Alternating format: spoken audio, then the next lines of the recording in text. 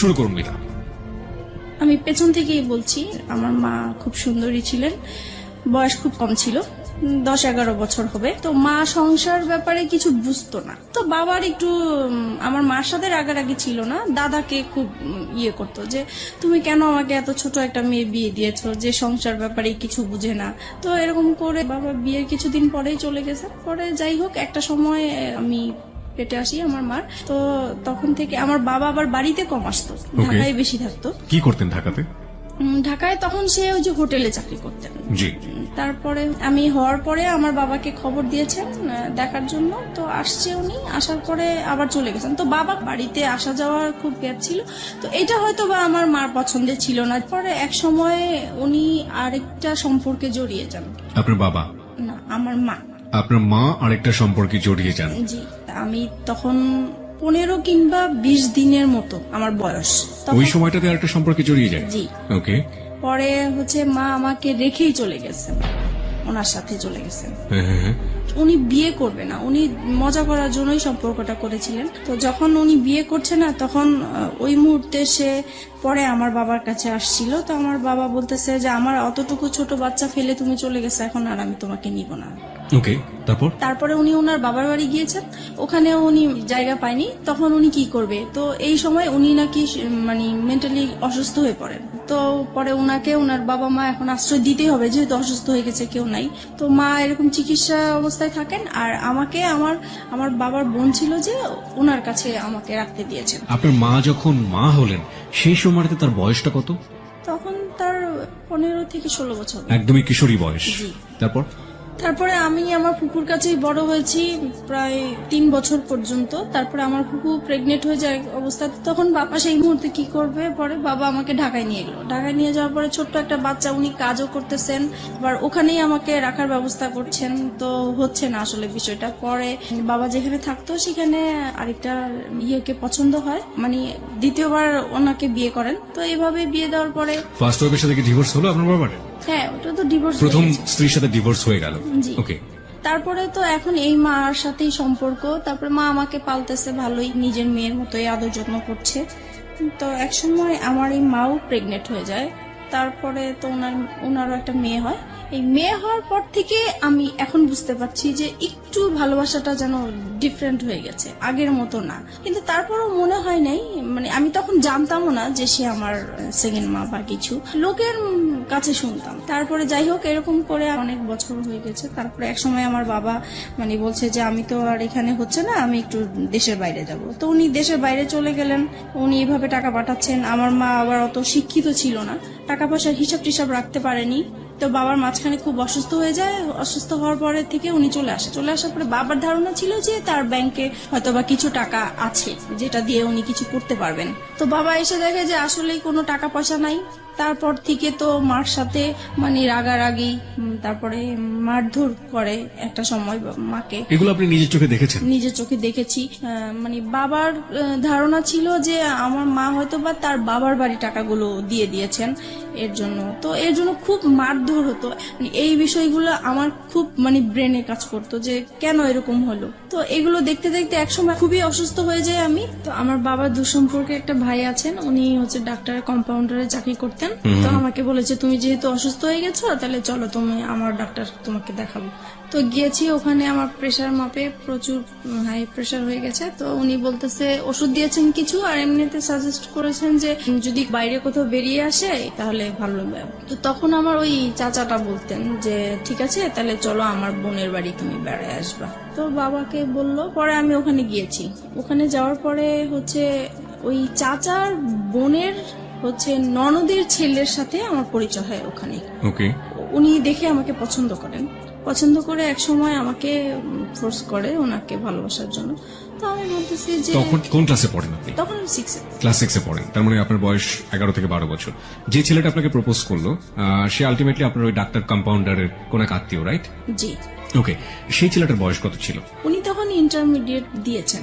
Fine. তারপর তারপর আমাকে বলতেছে যে তোমাকে আমার খুব পছন্দ হয়েছে, তোমার সাথে আমি ভালোবাসার সম্পর্ক করতে চাই। তখন আমি বলেছি যে আমি তো করব না। তো বলতেছে কেন, তুমি কেন রাজি না? তো আমার ফ্যামিলির যে ব্যাপারগুলো এগুলো নিয়ে তার সাথে ডিসকাস করলাম। তখন সে বলতেছে যে দেখো, আমি তোমাকে পছন্দ হয়েছে, তোমার কি আছে না আছে এগুলো আমার দরকার নেই, তোমার সাথে আমার বিয়ে হবে এটাই হচ্ছে বড় কথা, আর কারো দরকার নেই। তো তখন আমি বললাম যে ঠিক আছে, এটা নিয়ে আমি চিন্তা করব, তারপর আপনাকে জানাবো। তো বলতেছে তুমি তো চলেই যাবা, তাহলে তোমার সাথে আমার যোগাযোগ হবে কিভাবে? তখন পরে ওনার অ্যাড্রেসটা নিয়ে আসলাম আর আমার অ্যাড্রেসটা দিয়ে আসলাম। তারপরে হচ্ছে উনি অনেকদিন পরে আমাকে একটা চিঠি পাঠায়।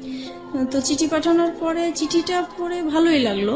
পরে আমি এই চিঠিটা নিয়ে অনেক ভাবতে থাকলাম যে লোকটা তো আমাকে মনে হয় সত্যি সত্যি ভালোবাসে। আর যেহেতু আমার এই বাসায় থাকতে ইচ্ছা করে না, বাবা মার ঝগড়াঝাটি, এখন যদি আমি কোথাও চলে যাই এই সংসার থেকে, তাহলে হয়তোবা আমার এই অশান্তিটা হবে না, আমি ভালো থাকবো। ওই কথা চিন্তা করে পরে আমি রাজি হয়ে গেলাম। পরে আমি একটা চিঠি পাঠালাম যে হ্যাঁ আমি রাজি আছি। তো এরকম করে আমাদের প্রায় প্রতি সপ্তাহে 2টার মতো চিঠি আসতো, এরকম দেওয়া নেওয়া হতো। প্রায় 3-4 মাস পরে হঠাৎ আমি আবার পড়াশোনার পাশাপাশি হাতের কাজ শিখতে খুব পছন্দ করতাম। তো আমি বিভিন্ন জায়গায় হাতের কাজ শেখার জন্য যেতাম। তো একদিন আমার এলাকা দিয়ে আমি যাচ্ছি, হঠাৎ তাকে দেখে ফেলি। ওকে। সেও আমাকে দেখে ডাকছে। তো আমি অবাক হয়ে গেছি। কিছুক্ষণ আমি একদম চুপ ছিলাম যে যেই লোকটাকে আমি সেই চাঁদপুরে দেখে আসছি, সেই লোকটা হঠাৎ করে ঢাকায়, তাও আমার এলাকার মধ্যে কিভাবে আসলো? পরে উনি আমাকে দেখেই বলতেছে যে আমি না তোমার কাছে আসছি। তখন আমি অবাক হয়ে গেলাম যে এত দূর থেকে সে আমার কাছে আসছে। আমি চিঠি পাঠাতাম ঠিক আছে, কিন্তু উনি আসবে সেটা বলেও নাই আমাকে। তো যাই হোক, তখন ওই যে গুলশান পার্কটা ছিল, তো আমাকে সেখানে নিয়ে গেছে। যাই হোক গেলাম, যাওয়ার পরে কথা বললাম। এখন বলতেছে যে আমি তোমাকে তো আমার খুব দেখতে ইচ্ছা করে মাঝে মাঝে, এখন কি করব? তো আমি বলতেছি দেখেন, আমার তো আসলে এরকম বাইরে বের হওয়ার অভ্যাস নেই, আর তাছাড়া আমার খুব ভয় লাগে যে কোথায় কেউ দেখে ফেলে কিনা, পরে বাবার কাছে বিচার যাবে, এটা আমার খুব খারাপ লাগবে। তো বলতেছে যে না, দেখবে না, তুমি ওইভাবেই আসবে।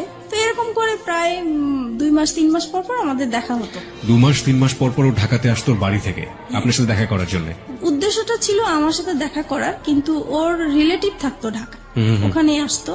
তো তারপরে একটা সময় ওর রেজাল্ট ভালো হয়। আপনি ঢাকায় কোথায় থাকতেন সেই সময়টা? আমি ঢাকায় হচ্ছে মহাখালী থাকতাম। মহাখালী থাকতেন। হ্যাঁ, যেটা বলছিলেন যে ওর রেজাল্ট ভালো হয়নি, মানে ইন্টারের রেজাল্ট ভালো হলো নাকি অন্য কোনো পরীক্ষা? না, ইন্টার, ও এইচএসসি তে ভালো করলো না। কি ছিল রেজাল্ট?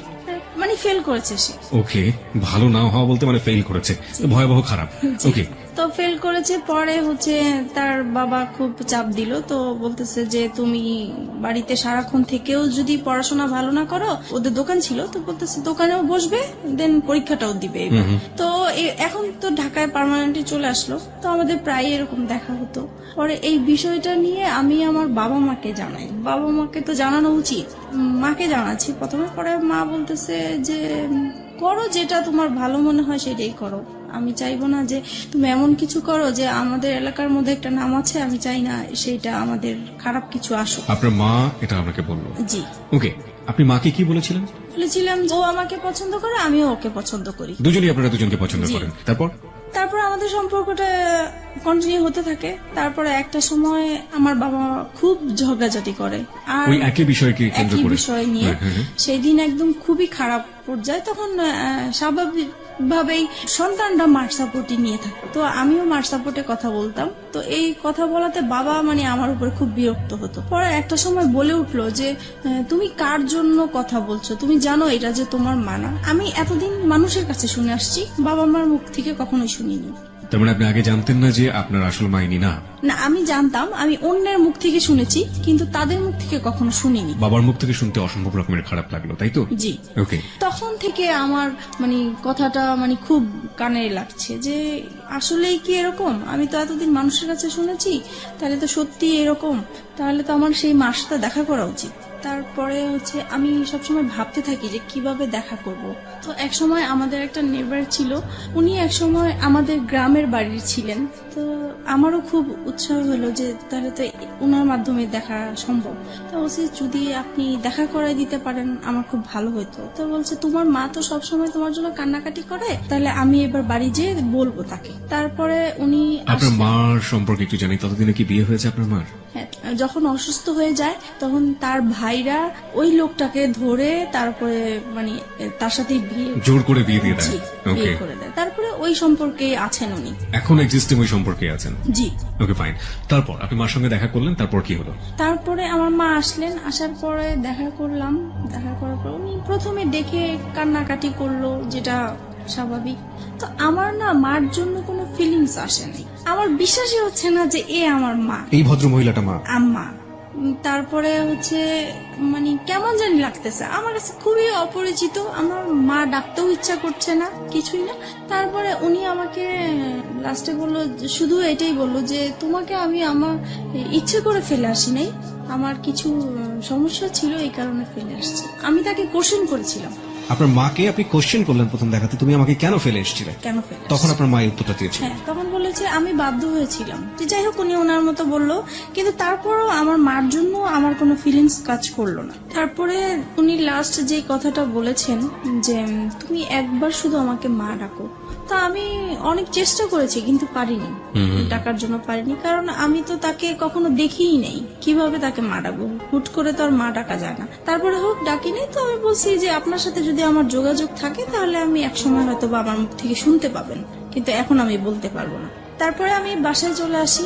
বাসায় আসার পরে আমি ওই যার মাধ্যমে আমার মাকে পরিচয় হয়েছে, তো উনাকে বলে দিছি যে আমি যে আমার এই মার সাথে দেখা করেছি এটা আমার এই মার কাছে বলবেন না, ইভেন কি আমার বাবার সাথেও বলবেন না।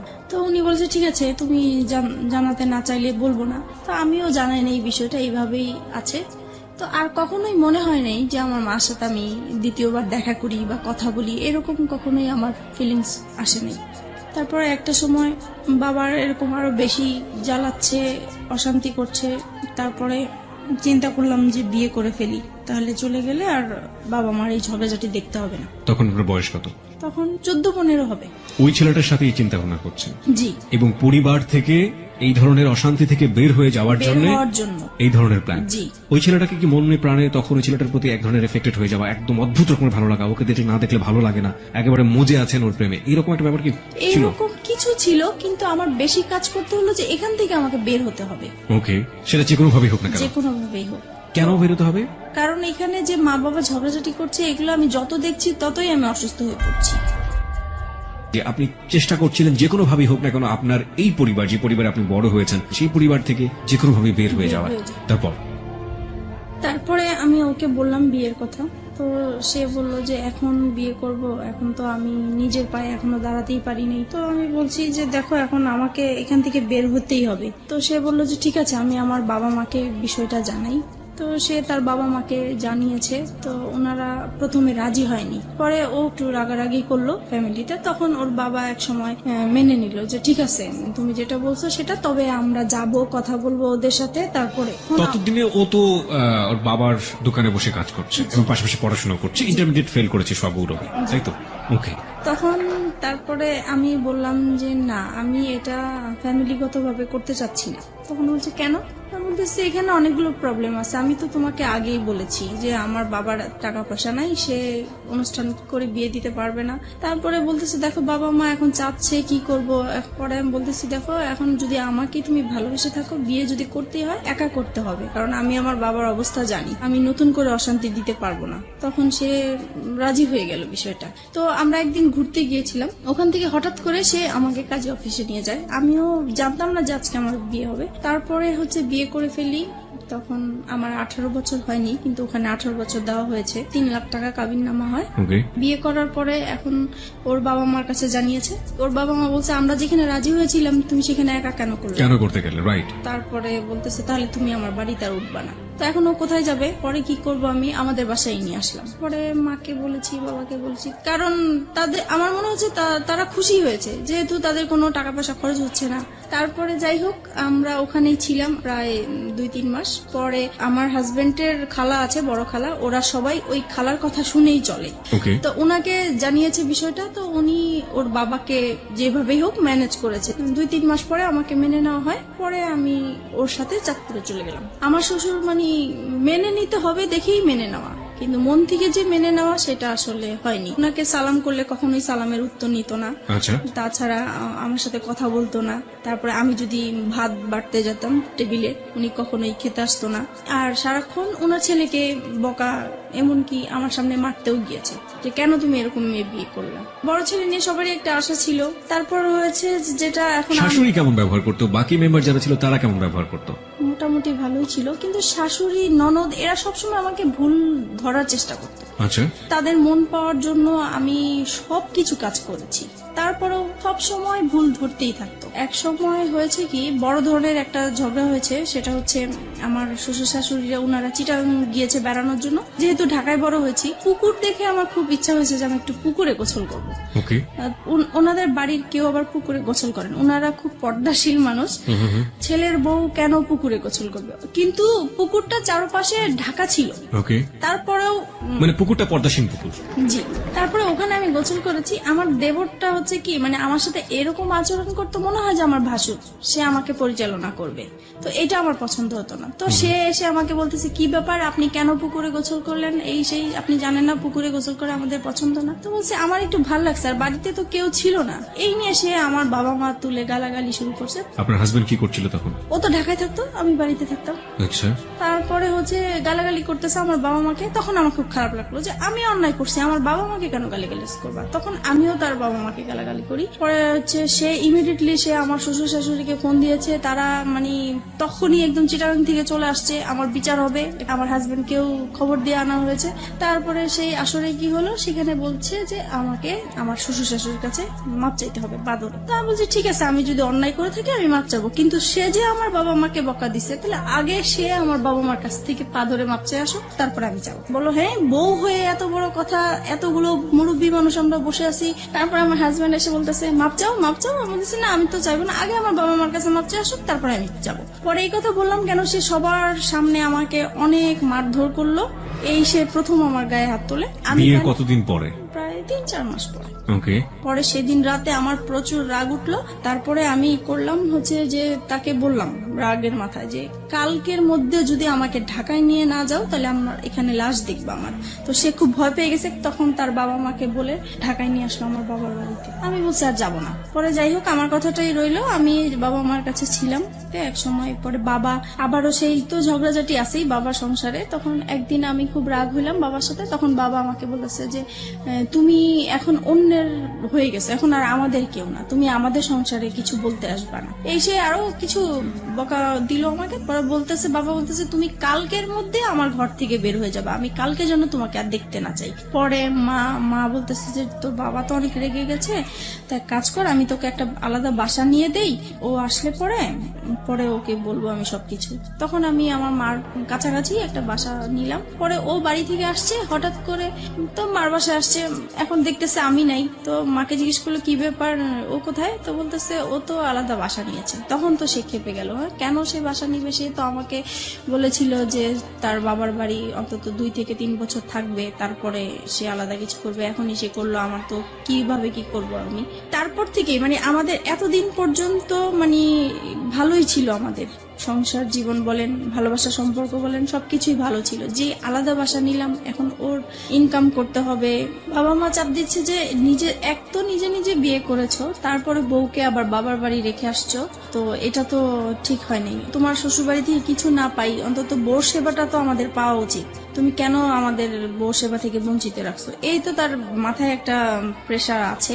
তারপরে এভাবে আমাদের প্রায় 2টা বছর কেটে যায়। বাসার খরচটা কিভাবে আসতো? পরে ও ওর বাবার দোকান থেকে নিয়ে আসতো টাকা পয়সা, প্রতি মাসে মাসে টাকা পয়সাগুলো নিয়ে আসতো? জি ওকে, এবং এটার জন্য পারিবারিক ভাবে ওকে বিভিন্ন রকমের হ্যাসেল পোহাতে জি হতো? জি। তারপরে আমার বেবি পেটে আসে। তো একটা সময় বুঝতে পারলাম যে আমার বেবি হওয়ার পর থেকে আমার হাজবেন্ডের অ্যাটিটিউড একটু আলাদা হয়ে যাচ্ছে, কি রকম যেন হয়ে যাচ্ছে, খিটখিটে মেজাজ হয়ে যাচ্ছে। তার সব কাজ নিখুঁত হতে হবে এরকম। কি রকম রান্না করলাম, রান্না ভালো হলো না, এটাতে লবণ বেশি হলো, হলুদ বেশি হলো, ভাত কেন নরম হলো, এইরকম মানে সামান্য বিষয় নিয়ে মানে ঝগড়াঝাটি হতো আমাদের। মেয়েকে কেন টাইম মতো খাওয়ালাম না। তারপরে একটা সময় যখন এগুলো নিয়ে বাড়তে থাকলো তখন তার আবেগের কথাগুলো আসলো, হ্যাঁ তোমাকে বিয়ে করে আমি কিছুই পাই নাই, আমি অনেক কিছু পেতাম, তোমার যেতে আরো সুন্দর মেয়ে বিয়ে করতে পারতাম, আরো ভালো ফ্যামিলির মেয়ে বিয়ে করতে পারতাম। মানে এইভাবে সে আজে বাজে কথা বলতেই থাকে, বলতেছে আজ পর্যন্ত তো আমার বাবা মাকে তোমরা কোনোদিন ইনভাইট করতে পারো নাই। তখন আমি বলতাম যে এগুলো তো আমি আগে থেকেই তোমাকে বলে ক্লিয়ার করছি। বলেছে তখন তো আমি অন্ধ ছিলাম, আমি এসব বুঝতে পারি নাই, আমার মনে হচ্ছে তুমি আমাকে ব্ল্যাক ম্যাজিক করেছো হয়তোবা। ওই সময়টাতে জি, ওকে। এরকম কিছু করে আমাকে ফাঁদে ফেলানোর চেষ্টা করেছে, যেহেতু দেখেছো তোমাকে কেউ নিবে না।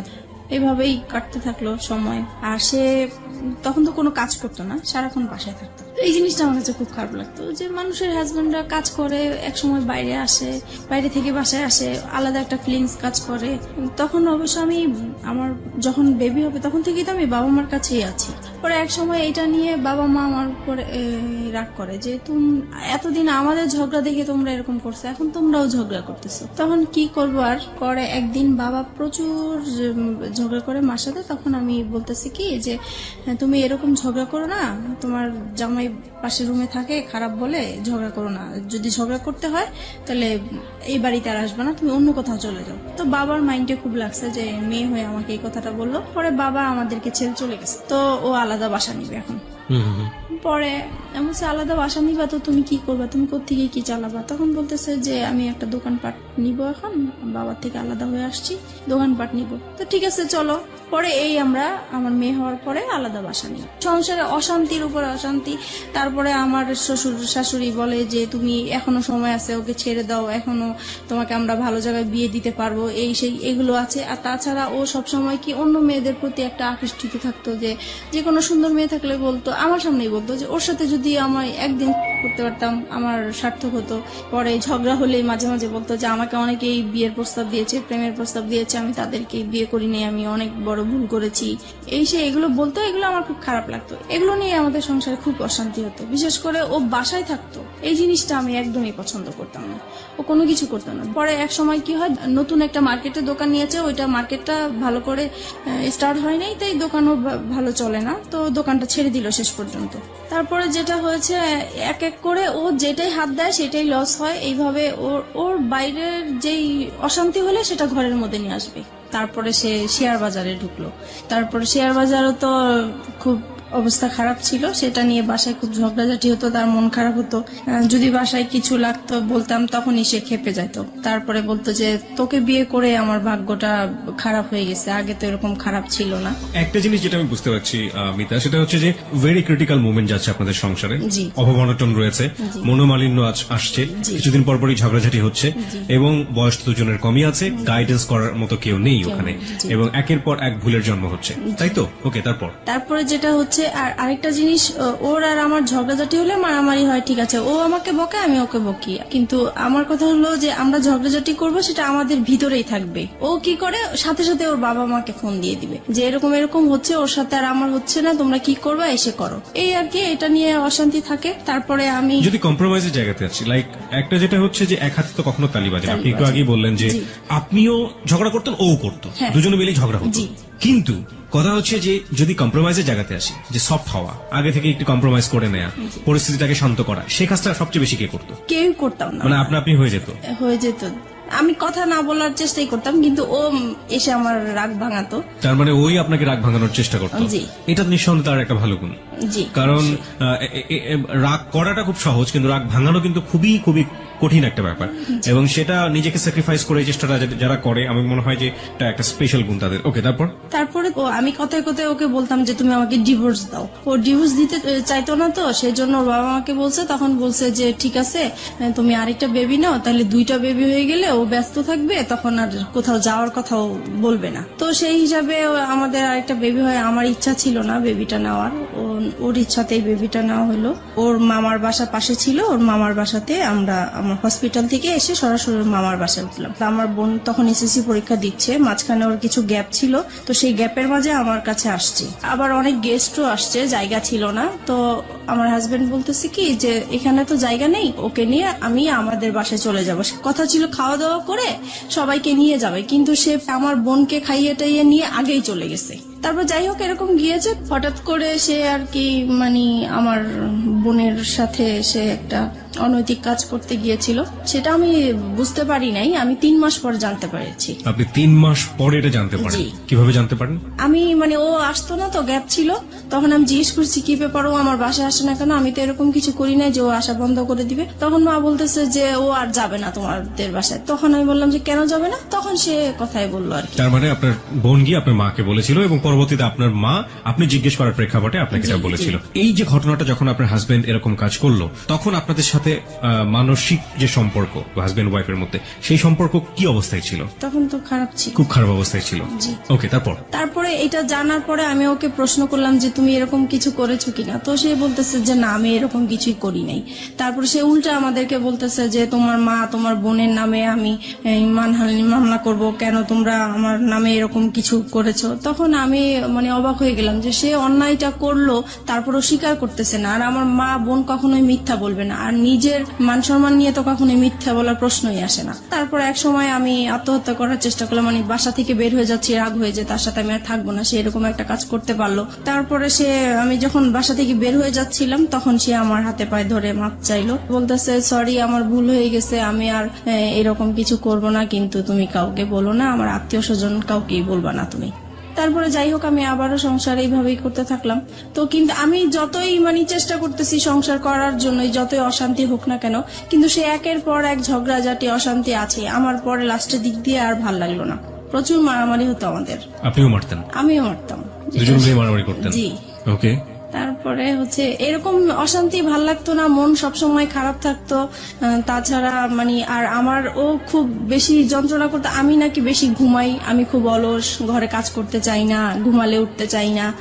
তারপরে টিভি দেখি আমি খুব বেশি, আমার খুব বাজে অভ্যাস, আমার জন্য আমার সন্তানরাও নষ্ট হয়ে যাচ্ছে, এগুলো নিয়ে খুব। আপনারা যে মারামারি করতেন আপনাদের ছেলেমেয়েদের সামনে মারামারি করতেন? হ্যাঁ, সামনেই করতাম।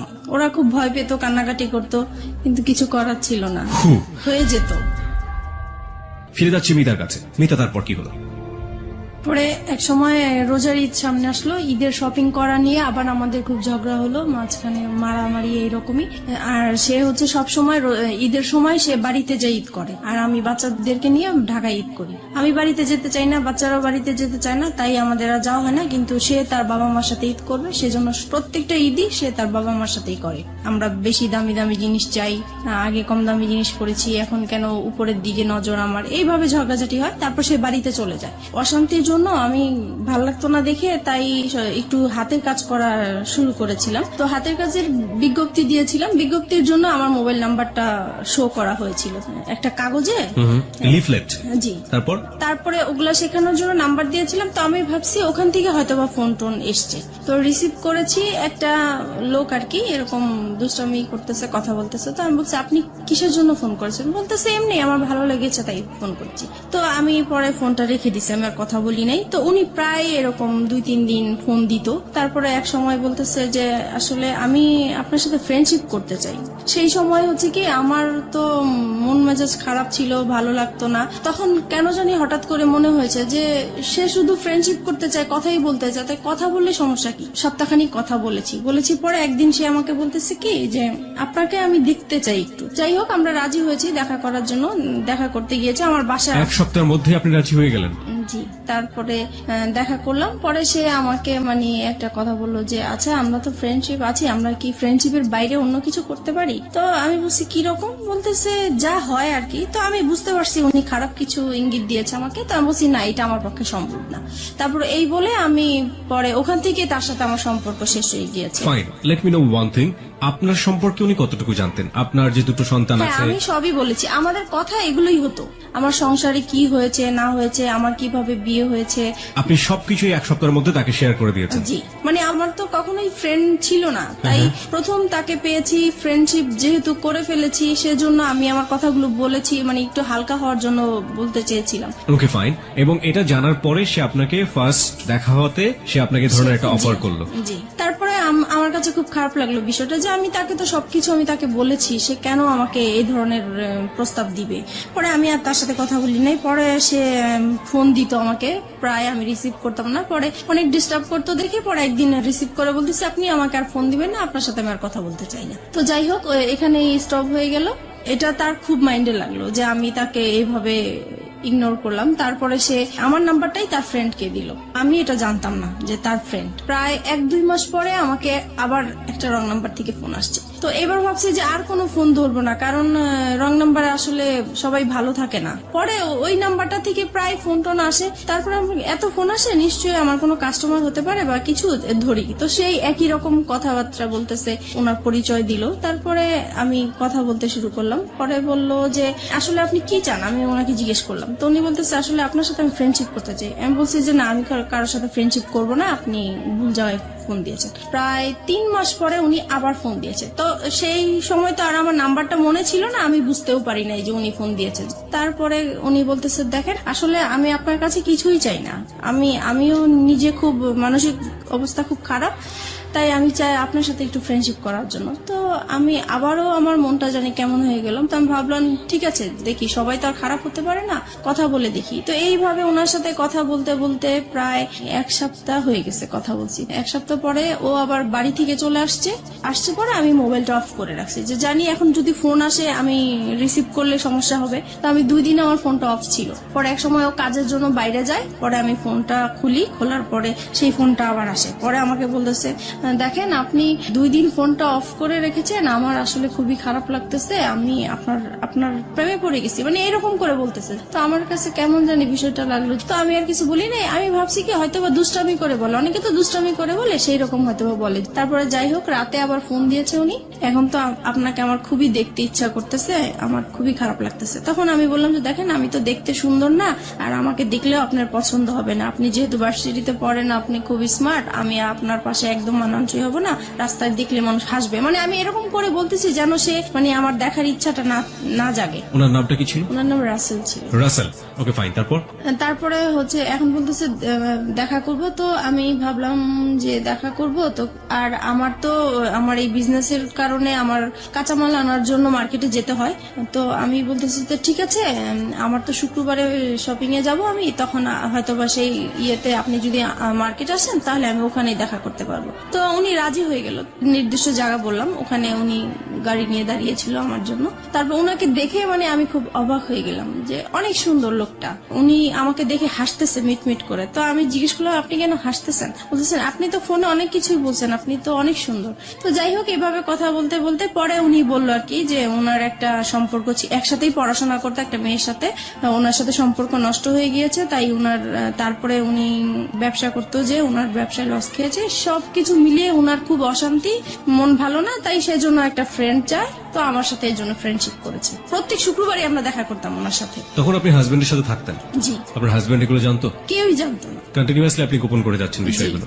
আপনার হাজবেন্ড কখনো আপনার মোবাইল চেক করতো?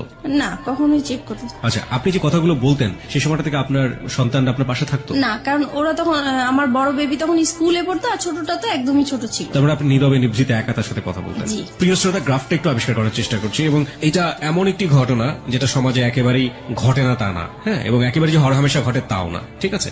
বাট সন্দেহের জায়গাগুলো একটু পরিষ্কার করার জন্য আসলে প্রশ্নগুলো করে।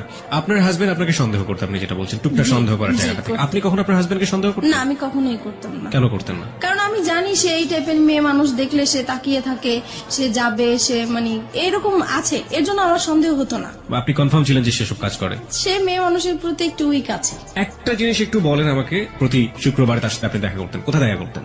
এটাও যে আমি মার্কেটে যেতাম, আমি আমার কাজে যেতাম, পাশে উনি থাকতো, এই আর কি। ওনার সাথে একসাথে মিলে শপিং করতেন? জি। How dare you! আপনার হাজবেন্ডের সামনে যদি পড়ে যেতেন কখনো? একবার এরকম হয়েছে, তো উনি খুব সন্দেহ করতো যে প্রায় শুক্রবারে কেন ও মার্কেটে যায়, আগে তো এত তাড়াতাড়ি মার্কেটে যেত না। আর একটা ঘটনা কি, মানে আমি মার্কেটে যাব, এই সময় আমার বিজনেসটাও খুব ভালো চলছিল, সেই উসিলা দিয়ে আমি মার্কেটেও যেতে পারছি। তো এক শুক্রবারে সে আমাকে হঠাৎ করেই ফোন দিয়েছে, ফোন দিয়ে বলতেছে তুমি কোথায়? তো আমি বলতেছি আমি বলে আসছি, কিন্তু আমি মার্কেটে আসছি, কিন্তু মার্কেটে থাকাকালীনই সে আমাকে ফোন দিচ্ছে যে তুমি কোথায়? বলতেছি আমি তো মার্কেটে। বলতেছে মার্কেটে তো কোথায়, কোন মার্কেটে? কারণ নিউ মার্কেটে অনেকগুলো মার্কেট আছে। তো আমি পরে বলতেছি কেন আমি এখানে, তো বলতেছে আমি তো আসছি। তো আমি তো পুরা ভয় পেয়ে গেছি যে কি ব্যাপার, সে কেন আসছে। আসলে সে আপনার husband? জি সন্দেহ করেই আসছে। তো তাড়াহুড়া করে ওকে বলে দিছি তুমি এখন যাও, আমার হাজবেন্ড চলে আসছে, এখন কিছু করার নাই। তো ও মন খারাপ করে চলে গেছে। পরে আমি তো আমার শপিং করতেছি, তো ও আর বুঝতে পারে নাই, এভাবেই Okay. হয়েছে। ওকে ফাইন, আমি একটু বলি ওই সময়টা পর্যন্ত কতদিন যাবত রাসেলের সাথে আপনার সম্পর্ক? ওই সময়টা ওই শুক্রবার পর্যন্ত? ওই শুক্রবার পর্যন্ত 1-1.5 মাস তো হবেই। 1-1.5 মাস। জি এই 1-1.5 মাস আপনি কন্টিনিউয়াসলি আপনার হাজবেন্ডের কাছ থেকে এই জিনিসটা গোপন করে যাচ্ছেন। বাই হার্ট আপনি এটা মনে করেন ইললিগাল রিলেশনশিপ, রাইট? অবৈধ কিনা সেটা তো বুঝতে পারতাম না, শুধু এটা বুঝতাম যে এটা করাটা ঠিক হচ্ছে না। কিন্তু সেই মুহূর্তে আমার ভালো লাগতো, তার সাথে কথা বলতে ভালো লাগতো, তার সাথে দেখা করতে ভালো লাগতো। সেই ভালো লাগার কারণেই আমি তার সাথে কথা বলেছি, দেখা করেছি। এবং এই ভালো লাগা প্রতিনিয়তই বাড়ছে। আপনার কখনো মনে হতো না যে আপনি আপনার হাজবেন্ডের প্রতি অন্যায় করছেন ওই সময়টা? না, তখন আমার মনে হতো না, কারণ ও তো সংসারে সবসময় মানে ঝগড়াঝাটি করতো, ওর উপর থেকে আমার মন নষ্ট হয়ে গিয়েছে। এই মানুষটাকে তো আপনি ভালোবেসেছিলেন একটা সময়। ভালোবেসেছিলাম, ওই যে আমার বোনের যে কাজটা করেছিল সেখান থেকে ওর প্রতি আমার একটু অনীহার চলে কিন্তু সে আসছে। ঘটনা, আমি বলছি না যে এটা একটা অপরাধ না, অবশ্যই এটা একটা গ্রহ অপরাধ, কিন্তু সেটার জন্য সে আপনার কাছে ক্ষমা চেয়েছে। কিন্তু আমি ক্ষমা করে দেওয়া দরকার ছিল, সেজন্য ক্ষমা করেছি, কিন্তু মন থেকে আসলে ক্ষমা করিনি। আপনি এই মানুষের সাথে রাগ করে আপনি এইভাবে এই কাজগুলো করছেন, ব্যাপারটা কি আসলে এটাই ছিল, নাকি আলটিমেটলি আপনার জায়গা থেকে আপনি কাউকে ফিল করতেন যে আমার এরকম একজন মানুষ দরকার যে মানুষের সাথে আমি শেয়ার যেটা করতে পারি? হয়েছে, ওর প্রতি তো একটা রাগ অভিমান ছিলই আমার, হ্যাঁ। সেটা তো ছিলই, কিন্তু মানে আমার যেই ভালোবাসা, যেই একটা চাহিদা ছিল কারোর সাথে ভালোভাবে সম্পর্ক হবে, ওই চাহিদা থেকেই যখন আমি পেয়ে গেছি, ওনার কাছ থেকে ভালো ভালো কথা পাচ্ছি, আমার হাজবেন্ডের সাথে ওর সাথে আমি অনেকটা মিলানোর চেষ্টা করতাম যে তার কাছে আমি কি গ্যাপ পেয়েছি বা তার কাছে আমি কি পাচ্ছি, তখন মনে হচ্ছে যে ওই বেটার আমার। আপনি দেখুন, আপনার সন্তান আছে তখন দুটো, রাইট? জি। আপনার বিজনেস আছে, যে বিজনেসটা আপনি শুরু করেছেন, তার মানে অনেক পরিকল্পনা আপনার মাথায়, অনেক স্বপ্ন আপনার মাথায়। আপনার হাজবেন্ড আছে এবং যে মানুষটাকে আপনি ভালোবেসেছেন একটা সময়, কিন্তু আপনার হাজবেন্ড আপনার সাথে খারাপ আচরণ করছে, সেটা আমরা দেখতে পাচ্ছি। তার বাইরেও তো আপনার দুটো জগৎ ছিল, একটা হচ্ছে আপনার সন্তান আর একটা হচ্ছে আপনার বিজনেস। এই দুটো নিয়েও তো আপনি হ্যাপি থাকতে পারতেন। ইনফ্যাক্ট আপনি যে ছেলেটার সাথে এই সম্পর্কটা তৈরি হচ্ছে, সেই ছেলেটাকেও যদি আপনি আপনার বন্ধুর জায়গাটাতে রাখেন, তাহলেও কখনো কি অনুভব করেছেন আপনার হাজবেন্ডের সাথে তার পরিচয় করে দেওয়া উচিত? এটাও কি কখনো ফিল করেছেন? এটা কখনো মানে মাঝে মাঝে মনে হয়েছে পরিচয় করা দিই, কিন্তু আমার হাজবেন্ড এটা মেনে নিত না। একটা হচ্ছে পারিবারিক সত্তা, যেখানে হাজবেন্ড আছে, সন্তান আছে এবং তার বিজনেস আছে, সে একটা না একটা দিক নিয়ে ব্যস্ত থাকতেই পারে। আরেকটা হচ্ছে মানবিক সত্তা, মনের জায়গাটা, লং টার্ম হাজবেন্ডের সাথে খারাপ রিলেশনশিপ, সেই জায়গাটায় একটা বিশাল রকমের ক্ষত তৈরি হয়েছে এবং সেই ক্ষতর জায়গাটাতে সে কেউ একজন নক করেছে। সেটা হাজবেন্ড ওয়াইফ রিলেশনশিপের মতো না, কিন্তু একটু ভালো লাগা, একটু অন্যরকম, একটু বন্ধুত্ব, যেটা মন থেকে অবচেতন মনেই ওই ভালো লাগাটার দিকে ধীরে ধীরে ধীরে ধীরে এক ধরনের রাষ্ট্রে পৃষ্ঠে জড়িয়ে পড়ার দিকে জড়িয়ে যাচ্ছে।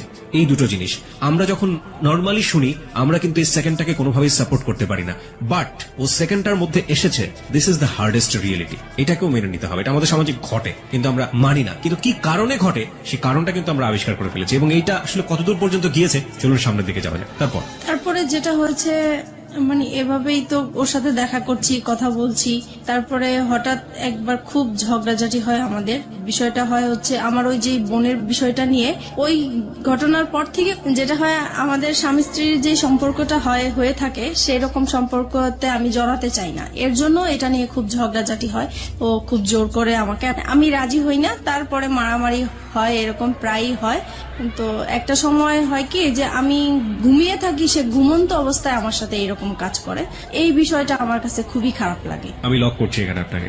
একটা হচ্ছে যে এই যে ঘটনাটা আপনাদের মধ্যে একটা বিরোধ তৈরি করলো, একটা স্বামী স্ত্রী নামে স্বামী স্ত্রী কিন্তু এক ধরনের সম্পর্ক নেই, এই সময় পর্যন্ত রাসেলের সাথে আপনার সম্পর্ক কতদিনের? 2-3 মাস হবে। 2-3 মাস, মানে সময় বাড়ছে। এই সময়টাতে রাসেলের সাথে আপনার কি ধরনের কথোপকথন হতো? ও তো প্রথমেই আপনাকে ফ্রেন্ডশিপের কথা বলেছে, হ্যাঁ, তারপরে ব্যাপারটা কি ফ্রেন্ডশিপে থেকেছে নাকি ধীরে ধীরে ভালো লাগার জায়গাটায়? না, ভালো লাগা এখনো আসেনি, ফ্রেন্ডশিপই চলছিল।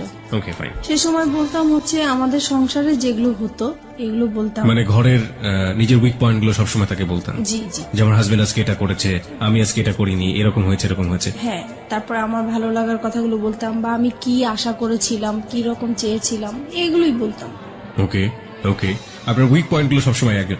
আচ্ছা, এই যে কষ্টের কথাগুলো, পরিবারের কথাগুলো, একেবারে ঘরের মানুষের কথাগুলো, এগুলো শেয়ার করার মতো অন্য কেউ কি ছিল না? না, আমার কখনো তো কোনো ফ্রেন্ডশিপ ছিল না, সেটা তো আমি আগেও বলেছি। This is the great point, প্রিয় শ্রোতা। ওকে ফাইন, তারপর? তাছাড়া ফ্যামিলিকেও বলতে পারতাম না, কারণ যেহেতু একা বিয়ে করেছি, সেজন্য বলার কোনো সুযোগ ছিল না, স্কোপ ছিল না।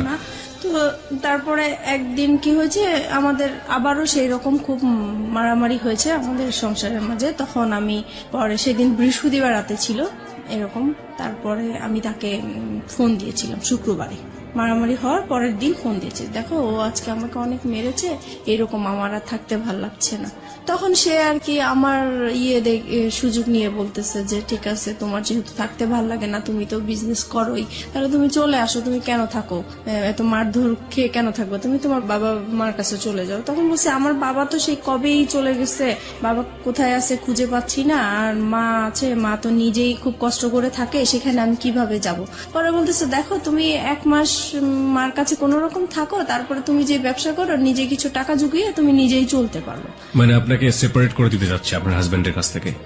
মানে আমার জন্যই বলছে সে, আমি যেহেতু কান্নাকাটি করি তার কাছে, আমার কথা চিন্তা করে সেই কথা বললো। ওকে।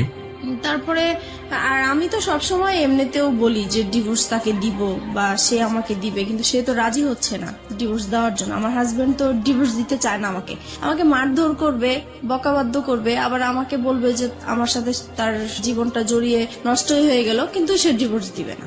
তো পরে এক সময় ডিসাইড করলাম যে আমি তাকে ডিভোর্স দিব, সে যেহেতু দেয় না আমি দিব। পরে একদিন রবিবারে সে দেখা করবে, আর সেদিন শুক্রবারে আর দেখা করতে পারি নাই দেখে সে বলতেছে ঠিক আছে রবিবারে, তাহলে এবার শুক্রবারে যখন দেখা হলো না, তাহলে রবিবারে আসো। তো আমার অফিস টাইম শেষ হলে সন্ধ্যার দিকে আসো। তো আমরা সন্ধ্যার দিকে একটা গুলশানে ফাস্টফুডে বসি, তো ওখানে বসছি। পরে সে আমার হাতটা ধরলো, এই ফার্স্ট সে আমার হাত ধরে। কয় মাস পর? ওই তো 2-2.5 মাস পরে। আচ্ছা, এই হাত ধরার আগে আপনারা সেলফোনে কি কখনো এই ভার্চুয়াল হাত ধরাধরি করেছেন? না। ওকে, তারপরে এই প্রথম সে আমার হাতটা ধরার পরে আমার কাছে অন্যরকম একটা ভালো লাগা তৈরি হলো, যে মনে হচ্ছে যে খুব ভালো লাগছে এটাই।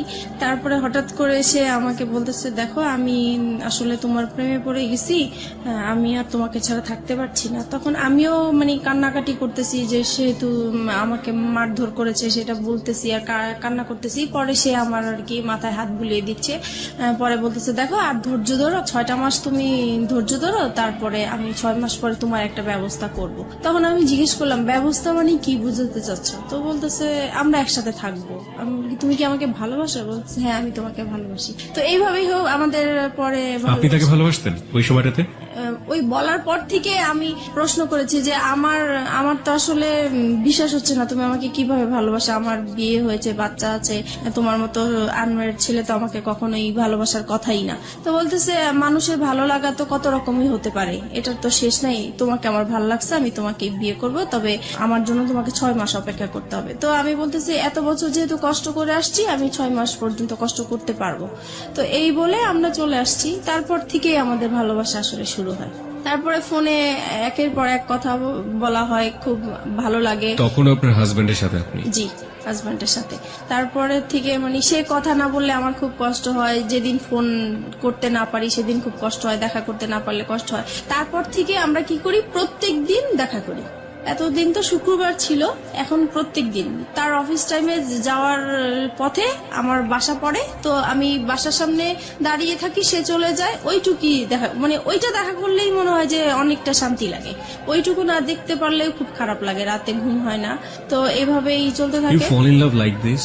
এইভাবে আপনি এরকম ভাবে আপনার হাজবেন্ড থাকা অবস্থায়, আপনার বাচ্চা থাকা অবস্থায় আপনি? জি।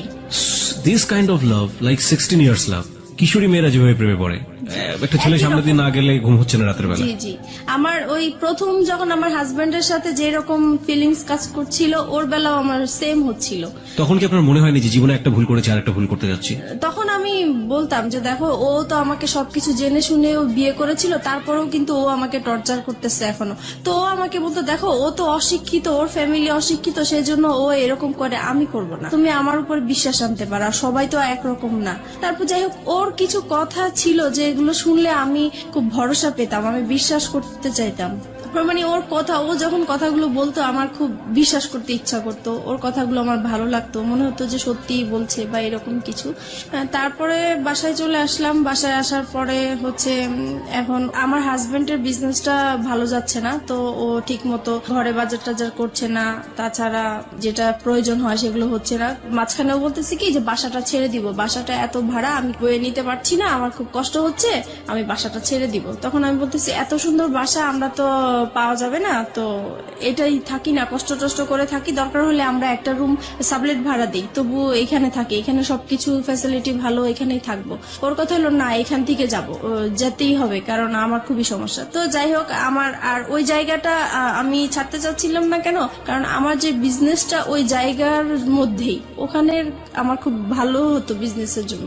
এখন ও চলে যাবে হচ্ছে অন্য জায়গায় চলে যেতে চাচ্ছে, ওই জায়গাটা আমার পছন্দ না, তাই আমি যাব না। এগুলো নিয়ে আবার সেই ঝগড়াঝাটি হয়। পরে এক সময় আমি তাকে খুব মানে কড়া করে বলি যে যদি তুমি এই বাসা ছাড়ো তাহলে আমাকে ছাড়তে হবে, আর যদি আমাকে না ছাড়ো তাহলে বাসা এটা ছাড়া যাবে না। তো এখন ও কি করবে বুঝতেছে না, এখন ও ওর কথাই রাখলো যে না, বাসা ছেড়েই দিব। পরে যাই হোক, বাসা ছেড়ে দিছে। বাসা ছেড়ে দেওয়ার পরে দেখি যে লোকজন আসতেছে বাসা নেওয়ার জন্য, দেখার জন্য। তখন আমার খুব খারাপ লাগলো যে আমি বললাম কথাটা, আমার কথাটা সে রাখলো না। আমি তো তার কাছ থেকে এমন কিছু আশা করিনি, বাসাটা বলছি। তখন সে বাসাটা ছেড়ে দিছে। পরে আমি তাকে বললাম, দেখো বাসা এখনো সময় আছে, তুমি বাসাটা আবার বাড়িওয়ালার কাছ থেকে সময় নিয়ে নাও, নাহলে কিন্তু আমি সত্যি সত্যি এবার চলে যাব। সে বলতেছে তুমি চলে গেলে চলে যাও, আমার কোনো সমস্যা নেই, তোমার মতো মেয়ে আমার দরকার নেই। তখন আমি আর কি মানে ডিসাইড করলাম যে না, আমি আসলেই চলে যাবো, এখান থেকে থাকবো না। যেহেতু এখানে আমার একটা বিজনেসের একটা রাস্তা হয়েছে, সেটাই যদি বন্ধ হয়ে যায় তাহলে আমার ওর সাথে থাকার কি দরকার। আমি তো এই বিজনেসটা নিয়েই আসি, কারণ আমার সংসারে অশান্তি। আমি বিজনেসটা, আমি কাজে ব্যস্ত থাকি, আমার যাও একটু ভালো লাগে, আর তার সাথে ফোনে কথা বলি, দেখা করি, এই আমার ভালো লাগা নতুন সৃষ্টি হয়েছে, এটা কেন নষ্ট হবে। তো এই কারণে আমি পরে ওই যে বাসাটা আমাদের জানুয়ারি মাসে ছেড়ে দেয়। তারপরে আমি চলে যাব বলে আমার জিনিসপত্র গুছাতে থাকি। তো সেও আমার জিনিসগুলো গুছানোর জন্য হেল্প করে। সে এমনকি আমার জিনিসগুলো মানে একটা ভ্যানে উঠিয়ে আমার বাবা বাড়ির দিকে পৌঁছিয়ে দিচ্ছে। তো আমার কথা হলো, সে যদি আমাকে আটকাই রাখতে চায় তাহলে কেন আমার জিনিসগুলো আলাদা করে দিবে, কেন আমাকে যাওয়ার জন্য সাহায্য করছে? নিশ্চয়ই সেও চায় আমি চলে যাই, সে আমাকে কোনো বাধা দেয় নাই। আমি এইভাবে বাবার বাড়ি চলে আসছি। এখন বাবার বাড়ি মানে মার বাসায় চলে আসছি। এখন মার বাসায় আসাতে এখন সে পরে আমার মার কাছে এসে বলতেছে যে আপনার মেয়েকে আপনি জায়গা দিচ্ছেন, আপনার মেয়ে কিন্তু আমাকে ছেড়ে চলে আসছে, এখন আমি আপনাদের নামে কেস করব, আপনার মেয়ে আমার যত টাকা পয়সা গয়নাগাটি সবকিছু নিয়ে চলে আসছে, আমি আপনাকেও জড়াই দিব আপনি যদি আপনার মেয়েকে জায়গা দেন। এখন মা তো মানে প্রচুর রাগারাগি করতেছে আমার উপরে যে তোমরা নিজেরা কাজ করে এখন আমার উপরে বিপদ ফেলতেছো, এখন এই লোক তো ভালো না, সে যেটা বলে সেটাই করবে, এখন আমি কি করব? আমার তোমার বাবা নাই, তোমার একটা বড় ভাই নাই, আমাদের কোনো গার্ডিয়ান নাই, তাহলে এখন কে দেখবে আমাকে? এখন তুমি আমার বাসায় থাকতে পারবে না। তো এখন থাকতে পারবে না, এখন আমি কোথায় যাব? ওকে ছেড়ে আসছি, এখন আমার যাওয়ার জায়গা নাই, যেহেতু আমাদের কোনো রিলেটিভও নাই। তো কি করব আমি? পরে আমি ওকে ফোন দিলাম, আমি যার সাথে ভালোবাসার সম্পর্ক হয়েছে আমি তাকে ফোন দিয়েছি। ফোন দেওয়ার পরে ওকে বললাম যে দেখো আমার এখন কি করা উচিত, আমি তো বুঝতেছি না, এখন মার বাসায় চলে আসছি, এখন মাও আমাকে রাখতে চাচ্ছে না। তো ও বলতেছে যে তাহলে তুমি এক কাজ করো, তুমি একটা বাসা নাও। পরে আমি বলতেছি বাসা নিব তো আমি টাকা কোথায় পাবো, আমি ভাড়া কোত্থেকে দিবে, এই মুহূর্তে তো আমার হাতে কোনো টাকা পয়সাই নেই। পরে বলতেছে ঠিক আছে সেটা আমি দেখবো, তুমি আগে খোঁজো বাসা। তারপরে আমি হচ্ছে সাবলেটের মধ্যে বাসা খুঁজতে গেলাম ওখানে। তো ওখানে গিয়েছি, সবাই জিজ্ঞেস করে আপনি কি করেন? তো আমি বলেছি যে পড়াশোনা করি, কারণ বিয়ে হয়েছে এগুলো আমি বলি নাই, সবকিছু লুকিয়ে গিয়েছি। তো বলতেছে যে একা একটা মেয়েকে তো আমরা বাসা ভাড়া দিতে পারি না, হয় হাজবেন্ড। একা কেন নেবেন? কারণ আপনার সঙ্গে তো আপনার সন্তান আছে। সন্তান আপনার হাজবেন্ডের কাছে, সন্তানদেরকে রেখে চলে আসছি। আপনার হাজবেন্ডের কাছে আপনার সন্তান। ওকে ফাইন, হ্যাঁ তারপর বলেন। তারপরে যেটা হচ্ছে যে এখন কেউ আমাকে একা বাসা ভাড়া দিতে চাচ্ছে না। তারপরে আমি আবার তাকে ফোন দিই, রাসেলকে ফোন দিচ্ছি যে দেখো আমাকে তো কেউ একা বাসা ভাড়া দিতে চাচ্ছে না। তখন সে বললো যে ঠিক আছে তাহলে তুমি বলো যে তোমার বিয়ে হয়েছে কিন্তু তোমার হাজবেন্ডের বাড়ি এখনো মেনে নিচ্ছে না, তাই হাজবেন্ড মাঝে মাঝে আসবে, তুমি আপাতত একাই থাকবে। পরে এই কথার ভিত্তিতেই আমি আবার গেলাম, তারপরে একটা বাসা পেয়েও গেছি। তারপরে ওখানে উঠলাম, সবকিছু নিয়ে ওখানে উঠলাম, মাকেও বললাম যে আমি এরকম এরকম জায়গায় বাসা নিয়েছি, কিন্তু বাসাটা চিনাইনি, জাস্ট বলেছি যে এখানে বাসা নিয়েছি। তারপরে যাই হোক মার কাছ থেকে চলে আসছি ওখানে। তারপরে মার প্রতি তো একটু রাগ আছেই যে আমাকে জায়গা দিল না। তারপরে এখন যেহেতু রাসেলকে হাজবেন্ড হিসাবে পরিচয় করিয়ে দিয়েছি আমি ওখানে, আর এতদিন আমরা বাইরে বাইরে ঘুরতাম, তো এখন মনে হয়েছে নিজের কাছে যে এখন যেহেতু নিজেদের বাসা হয়েছে, কেউ এখন আসবে না, কেউ জানবে না, আর সবাই জানে হাজবেন্ড, তাহলে বাসায় আসলে সমস্যা কি? তারপরে আমার এই বাসায় আসা শুরু হলো রাসেলের। জি, রাসেলের। প্রিয় শ্রোতা, আমরা এই জায়গাটায় ছোট্ট একটা বিরতি নিচ্ছি। ভুল এবং অপ্রিয় সত্যের একেবারে মাঝ নদী যদি বলি, একটা নদী, সেটার মাঝ নদীতে নৌকা ডুবছে, সেরকম একটা জায়গাতে আমরা রয়েছি এই মুহূর্তে। হাজবেন্ড আছে, সন্তান আছে, নিজের ব্যবসা আছে এবং ফ্যামিলি আছে। সবকিছুর পরেও নিজের মনের ক্ষুধা এবং ভালোবাসার জায়গাটাতে, এবং যে ভালোবাসা এথিক্যাল পয়েন্ট অফ ভিউ থেকে পাপ বা অনৈতিক, সেই রকম একটা জায়গাতে জেনে শুনে বুঝে লম্বা একটা সময় ধরে এরকম একটা ভুল, যা একেবারেই মানা যায় না। কিন্তু কথা হচ্ছে, সে তো ভুল করেছে কিংবা অপরাধ করেছে, সে কারণেই সে কিন্তু যাহা বলিব সত্য বলিবতে এসছে। এরকম ভুল এবং অপরাধের মধ্যে যারা আছেন, তাদের জন্যই কিন্তু আজকের এই মিতা। প্রিয় শ্রোতা, আমরা ছোট্ট একটা বিরতি নিতে চাই, ঠিক 4 মিনিটের বিজ্ঞাপন বিরতি। এরপরে আমরা আবারও ফিরে আসছি যাহা বলিব সত্য বলিবতে। রাসেলের আপনার বাসায় আসা খুব বেশি সহজ হয়ে গেল, এবং রাসেলকে আপনি পরিচয়ও করিয়ে দিলেন যে ইনি হচ্ছে আপনার হাজবেন্ড। তার আগ পর্যন্ত রাসেলকে আপনি কতটুকু চিনতেন অ্যাজ এ হিউম্যান বিং হিসেবে, তার পরিবার সম্পর্কে এবং তার বাসা কোথায়, কি অবস্থা, ডিটেল কিছু জানতেন? তার বাসা কোথায় সেটা জানতাম, কিন্তু ওনার পরিবারের কারোর সাথেই আমার কখনোই কথা হয় নাই, ইভেন দেখাও হয় নাই। উনি যে কারণটা দেখাতো যে তোমার বিয়ে হয়েছে, বাচ্চা হয়েছে, এই মুহূর্তে যদি আমি কারোর সাথে পরিচয় করিয়ে দেই, তাহলে আমাদের সম্পর্কটা আর কন্টিনিউ করতে দিবে না, এখানেই স্টপ হয়ে যেতে হবে, তখন তুমিও কষ্ট পাবো, আমিও কষ্ট পাবো, আমরা এইভাবেই লুকিয়ে থাকি, যখন হয়ে যাবে তখন আমরা সবাইকে জানাবো। এবং এগুলো আপনি অন্ধের মতো বিশ্বাস করতেন? জি। তারপরে যেটা হচ্ছে যে এখন সে প্রত্যেক দিন বিকেল বেলায় আমার বাসায় আসে, অফিস শেষ করে বাসায় আসে, 8টার দিকে চলে যায়, এভাবেই কন্টিনিউ করতে থাকি আমরা। তারপরে এক সময় সে বলতেছে, আচ্ছা তুমি তো তোমার হাজবেন্ডকে ডিভোর্স দাও নাই, তাহলে এখন যদি এই বিষয়টা কারোর সামনে আমাদের প্রকাশ হয়ে যায়, তাহলে তো তুমিও এখানে বিপদে পড়বে, আমিও বিপদে পড়বো, তোমার তো ডিভোর্স দেওয়া উচিত। তখন আমি হচ্ছে ডিভোর্স দিতে তো টাকা লাগে, এখন আমার কাছে টাকা নাই, তো বলতেছে তুমি কারো কাছ থেকে এখন টাকা পয়সা আনো, আমি দিয়ে দিব। তো আমি আমার বোনের কাছে গেলাম, তো ওকে বললাম যে আমাকে কিছু টাকা পয়সা লোন দে, আমি ডিভোর্স দিয়ে তারপরে পরে আমি তোকে দিয়ে দিব। তো ও আমাকে টাকাটা দিল, দেওয়ার পরে আমি ডিভোর্স দিতে যাব, একটা অ্যাডভোকেটের সাথে কথা হয়েছে আমার। তো সেই মুহূর্তে আমার হাজবেন্ড আমাকে ফোন দিয়েছে, ফোন দিয়ে বলতেছে তুমি তো চলে গেছো বাচ্চাদেরকে রেখে, এখন ওদেরকে তো আমি সামলাতে পারছি না, কান্নাকাটি করছে, তুমি আসো। তো আমি বলছি, আসো মানে আমি তো চলেই গেছি একেবারে, আসবো আবার কোত্থেকে, আমি আর আসবো না। আপনার ওই সময় আপনার বাচ্চার কথা মনে পড়তো না? টু বি অনেস্ট, বাচ্চার কথা মনে পড়তো, কষ্ট লাগতো, কিন্তু মনে হতো যে সব সময় যে আমি আগে সেভ হয়ে নেই, তারপরে আমি একটা সময় আমার বেবিদেরকে আমি আমার কাছে নিয়ে আসবো। তারপরে হচ্ছে পরে আমি বলতেছি, ওকে বলছি যে আমি তো তোমাকে ডিভোর্স দিব, আমি আর আসবো না তোমার কাছে। তখন সে আমাকে বলতেছে, দেখো তুমি এতদিন যেহেতু কষ্ট করেছো, আর কয়টা দিন কষ্ট করো, আমার মেয়েটার তো ফাইনাল এক্সাম, এই এক্সামটা শেষ হোক, তারপরে তুমি আমাকে ডিভোর্স দাও। তো আমি রাজি হয়ে গেছি। রাসেল তারপরে এটা এগ্রি করে নিচ্ছে তার জায়গা থেকে। জি। ইজ ইট প্লেটোনিক লাভ? প্রথম কথা হচ্ছে, লাভ তো ব্লাইন্ড। আপনারা যখন কমিটমেন্টের জায়গাটায় চলে গেছেন যে আপনারা বিয়ে করবেন বা অমুক জায়গায় করবেন, তখন কোনোভাবেই রাসেলের জায়গাটা থেকে এটা আসা কোনোভাবেই সম্ভব ছিল না। রাসেল যেটা পারমিশন দিচ্ছে সেটা হচ্ছে আপনার সাথে আপনার হাজবেন্ডের কিছুটা সময় স্পেন্ড করা। আলটিমেটলি তো এটাই। এটা যদি আপনাকে লাভ করে থাকে, সেটা কিভাবে সম্ভব? ওকে ফাইন, আমি জানি না, বাট আমার কাছ থেকে যেটা মনে হয় ব্যক্তিগত জায়গা থেকে, if it is really love, then এটা সম্ভব ছিল। যাই হোক, কি হয়েছে না হয়েছে আমরা সামনের দিকে একটু যাই, কিন্তু খুব কনফিউজ হয়ে যাচ্ছে। তারপরে যেটা হয় হচ্ছে আমি আসা যাওয়া করতে থাকি আমার হাজবেন্ডের বাসায়। তারপরে এক সময় সে আসলে এটা একটা চালাকি করে আমার সাথে এই কাজটা করেছে। আমার মেয়ের এক্সামের যেই বিষয়টা, আসলে এটা পুরোপুরি তার একটা চালাকি। ওই আমি যেই টাইমটা তার বাসায় আসা যাওয়া করতাম, সে আমাকে ফলো করতো যে আমি আসলে কোত্থেকে আসি, কোথায় যাই। ওকে, এইটা ধরার জন্যই সে এই ইয়েটা করেছে। তো যাই হোক, এক সময় আমি যখন ওই বাসা থেকে চলে যেতাম, তখন সে পিছে পিছে আমার যে এইভাবে সে আসলে জানতে পারে যে শেষ পর্যন্ত আমি কোথায় আছি। তারপরে আরেকদিন ফোন দেয় যে বলতেছে, ওরা তো অনেকদিন ধরে না খেয়ে আছে, আমি তো রান্না বান্না করতে পারছি না, তুমি আজকে এসে একটু রান্না করো, আমাকে এই বলে নিয়ে আসলো। যাই হোক, আমি বাসায় আসলাম, রান্না বান্না করলাম। এখন বলতেছে, আমি তো খুব অসুস্থ, তুমি এক কাজ করো, ওদের এখানে থাকো, আমি ডাক্তার দেখিয়ে তারপরে তুমি আজকে থেকে যাও, কালকে যেও। পরে আমি তো থাকবো না, কোনো মতেই থাকবো না। পরে বলতেছে, না তোমাকে আজকে থাকতেই হবে। তো যাই হোক, আমি সেদিন রাতে ছিলাম। পরে এখানে কি হয়েছে, আমার ফোন থেকে আমার হাজবেন্ডের ফোনে ডাইভার্ট করা হয়, যেটা মানে আমার ফোনে যে কলগুলো আসবে সেটা ও টের পাবে, SMS যেটা আসে সেটা টের পাবে। ও এরকম একটা মানে কাজ করেছে। তো আমার ফোনে কখন ফোন আসে, কখন কি হয়, সেটা ও টের পায়, কিন্তু আমি এটা বুঝতে পারিনি এই বিষয়টা। এইভাবে আসলে পরে রাসেলের নাম্বার জেনে গেছে ও, ট্র্যাকিং করেছে আপনাকে। জি। তো সেদিন রাতে আমাকে থাকতে বলেছে।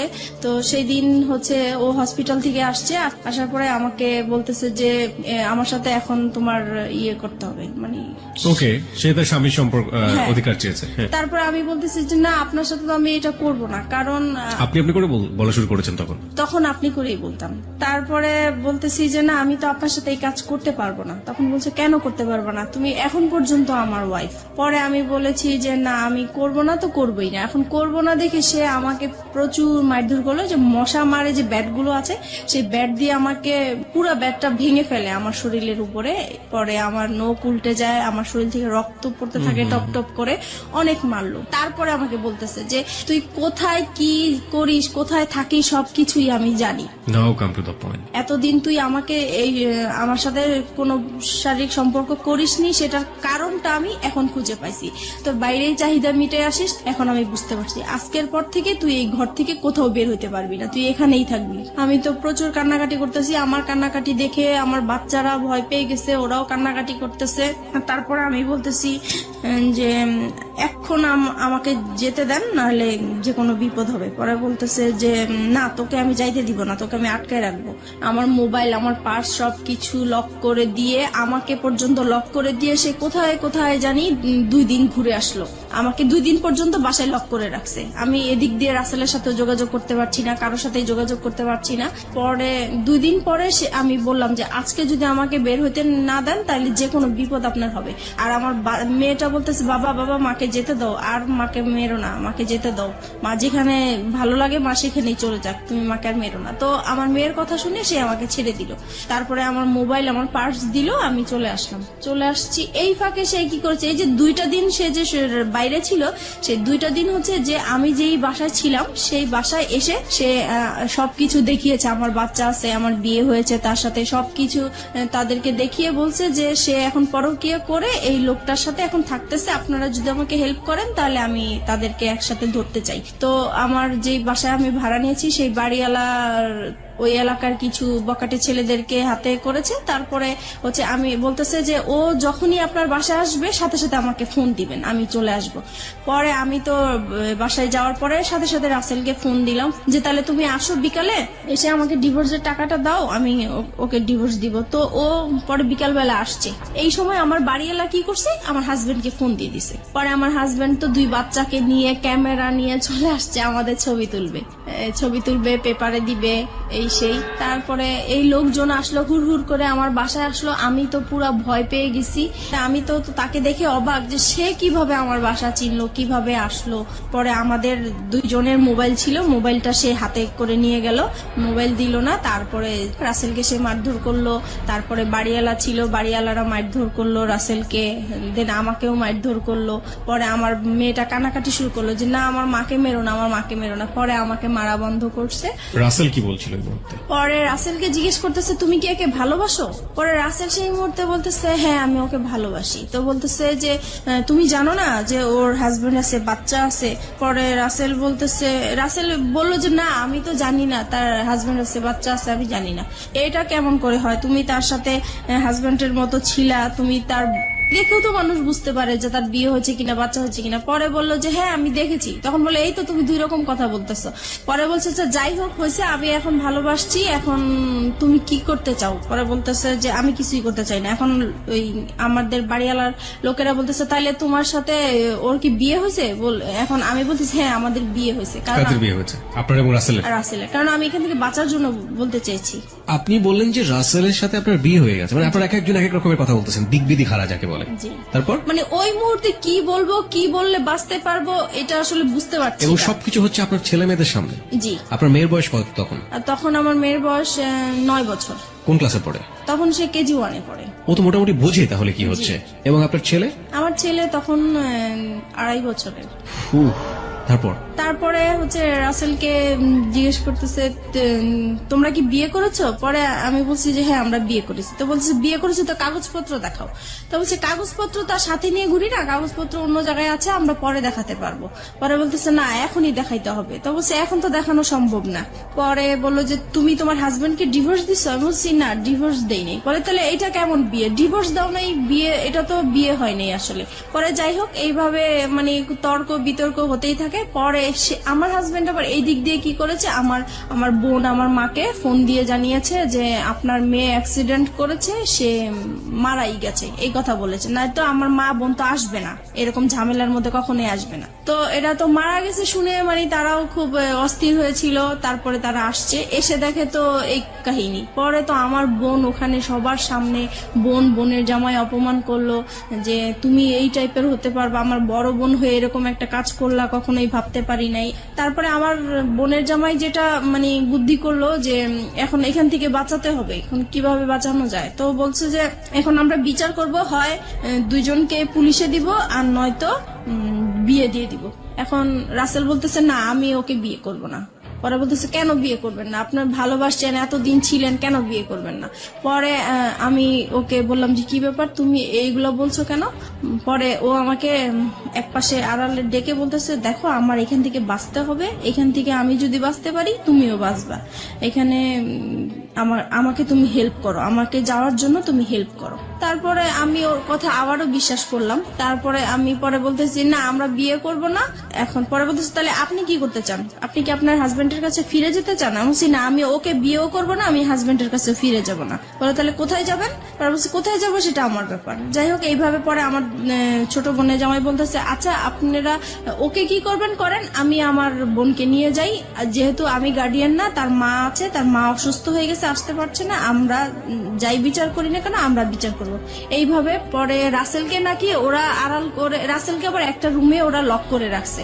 তারপর কিছুক্ষণ পরে রাসেলকে বলতেছে তোমার অ্যাড্রেস লিখো, তোমার ফোন নাম্বার লিখো, তোমার মা বাবাকে ডাক দাও, তারা আসুক, তারপরে তারা ছুটায় নিয়ে যাক। এখন রাসেলকে অ্যাড্রেস লিখতে বলছে, রাসেল অ্যাড্রেস লিখছে। তো এখন ওরা আবার চালাকি করে বলতেছে কি যে অ্যাড্রেস একবার লিখছে, ওকে আরেকবার লিখতে দেন, মানে পরের বারও কি ঠিক লিখে কিনা বা ভুল লিখে কিনা এটার জন্য। পরের বারও দেখে যে একই রকম অ্যাড্রেস লিখছে। যাই হোক তারপরে রাসেলকে একটা রুমে লক করে রাখছে। ওই আমাদের বাড়িওয়ালাটা কি করছে, ওই রুমটাতে যে রাসেলের সাথে কি যেন ফিস করে কথা বলার পরে রাসেলকে ছেড়ে দিল। পরে মানে বাড়িওয়ালাটা এসে বলতেছে যে না আসলে ছেলের কোনো দোষ নাই, ছেলে খুব ভালোই ছিল, ছেলেকে ছেড়ে দেন। পরে রাসেলকে ছেড়ে দিল। ছেড়ে দেওয়ার পরে আস্তে আস্তে পরে বাড়িওয়ালা আমার মাথায় আবার হাত টাত বুলিয়ে বলতেছে যাও মা তুমি চলে যাও, এইভাবে তুমি বাচ্চাদেরকে ছেড়ে আসছো, তোমার লাইফ তো চলেই গেছে, এখন বাচ্চাদের জীবন, বাচ্চাদের দিকে তাকিয়ে হলেও তুমি এরকম স্বামী সংসার করতেই হবে তোমার। পরে যাই হোক আমার বোনের জামাই আমাকে নিয়ে আসলো, বাচ্চা দুইটা ওর বাবার সাথে চলে গেল, আর রাসেল তো আগেই বের হয়ে গেল। তারপরে আমি আমার মার বাসায় চলে আসলাম। এখন মার বাসায় আসার পরে আমি রাসেলকে ফোন দিলাম, পরপরই আমি রাসেলকে ফোন দিলাম যে দেখো তুমি এরকম কেন করলা, ওখানে তুমি আমাকে চিনোই না, এই না সেই না। তখন সে মানে খুব রাগী হয়ে আমাকে বলতেছে যে দেখো আমি তোমার সাথে এতদিন সম্পর্ক করছি, আমি তোমাকে সত্যিই ভালোবাসছিলাম, কিন্তু তোমার জন্য আমি এত বড় অপমান হবো আমি কখনোই কল্পনা করতে পারি নাই। আজ পর্যন্ত আমার মা আমাকে তুই করেও বলে নাই, মারবে তো দূরের কথা, আর সেইখানে আমি তোমার জন্য রাস্তার মানুষের কাছে মার খেয়েছি, বকা খেয়েছি। আমি আর তোমার সাথে কোনো রকমই সম্পর্ক করব না, তুমি তোমার মতো চলো, আমি আমার মতো চলি। তো আমি বলছি দেখো এখন তোমার জন্য আমি রাস্তায় বের হয়েছি, আজকে আমার ঘর ছাড়লাম, সন্তান ছাড়লাম, তাহলে এখন আমি কোথায় যাব। বলতেছি তুমি কোথায় যাবা, কি করবে, একান্তই তোমার ব্যাপার, আমি আর তোমার সাথে নাই। আপনি এগেইন এই সেন্টেন্সটা রিপিট করেন, আপনি কি বললেন? তোমার জন্য?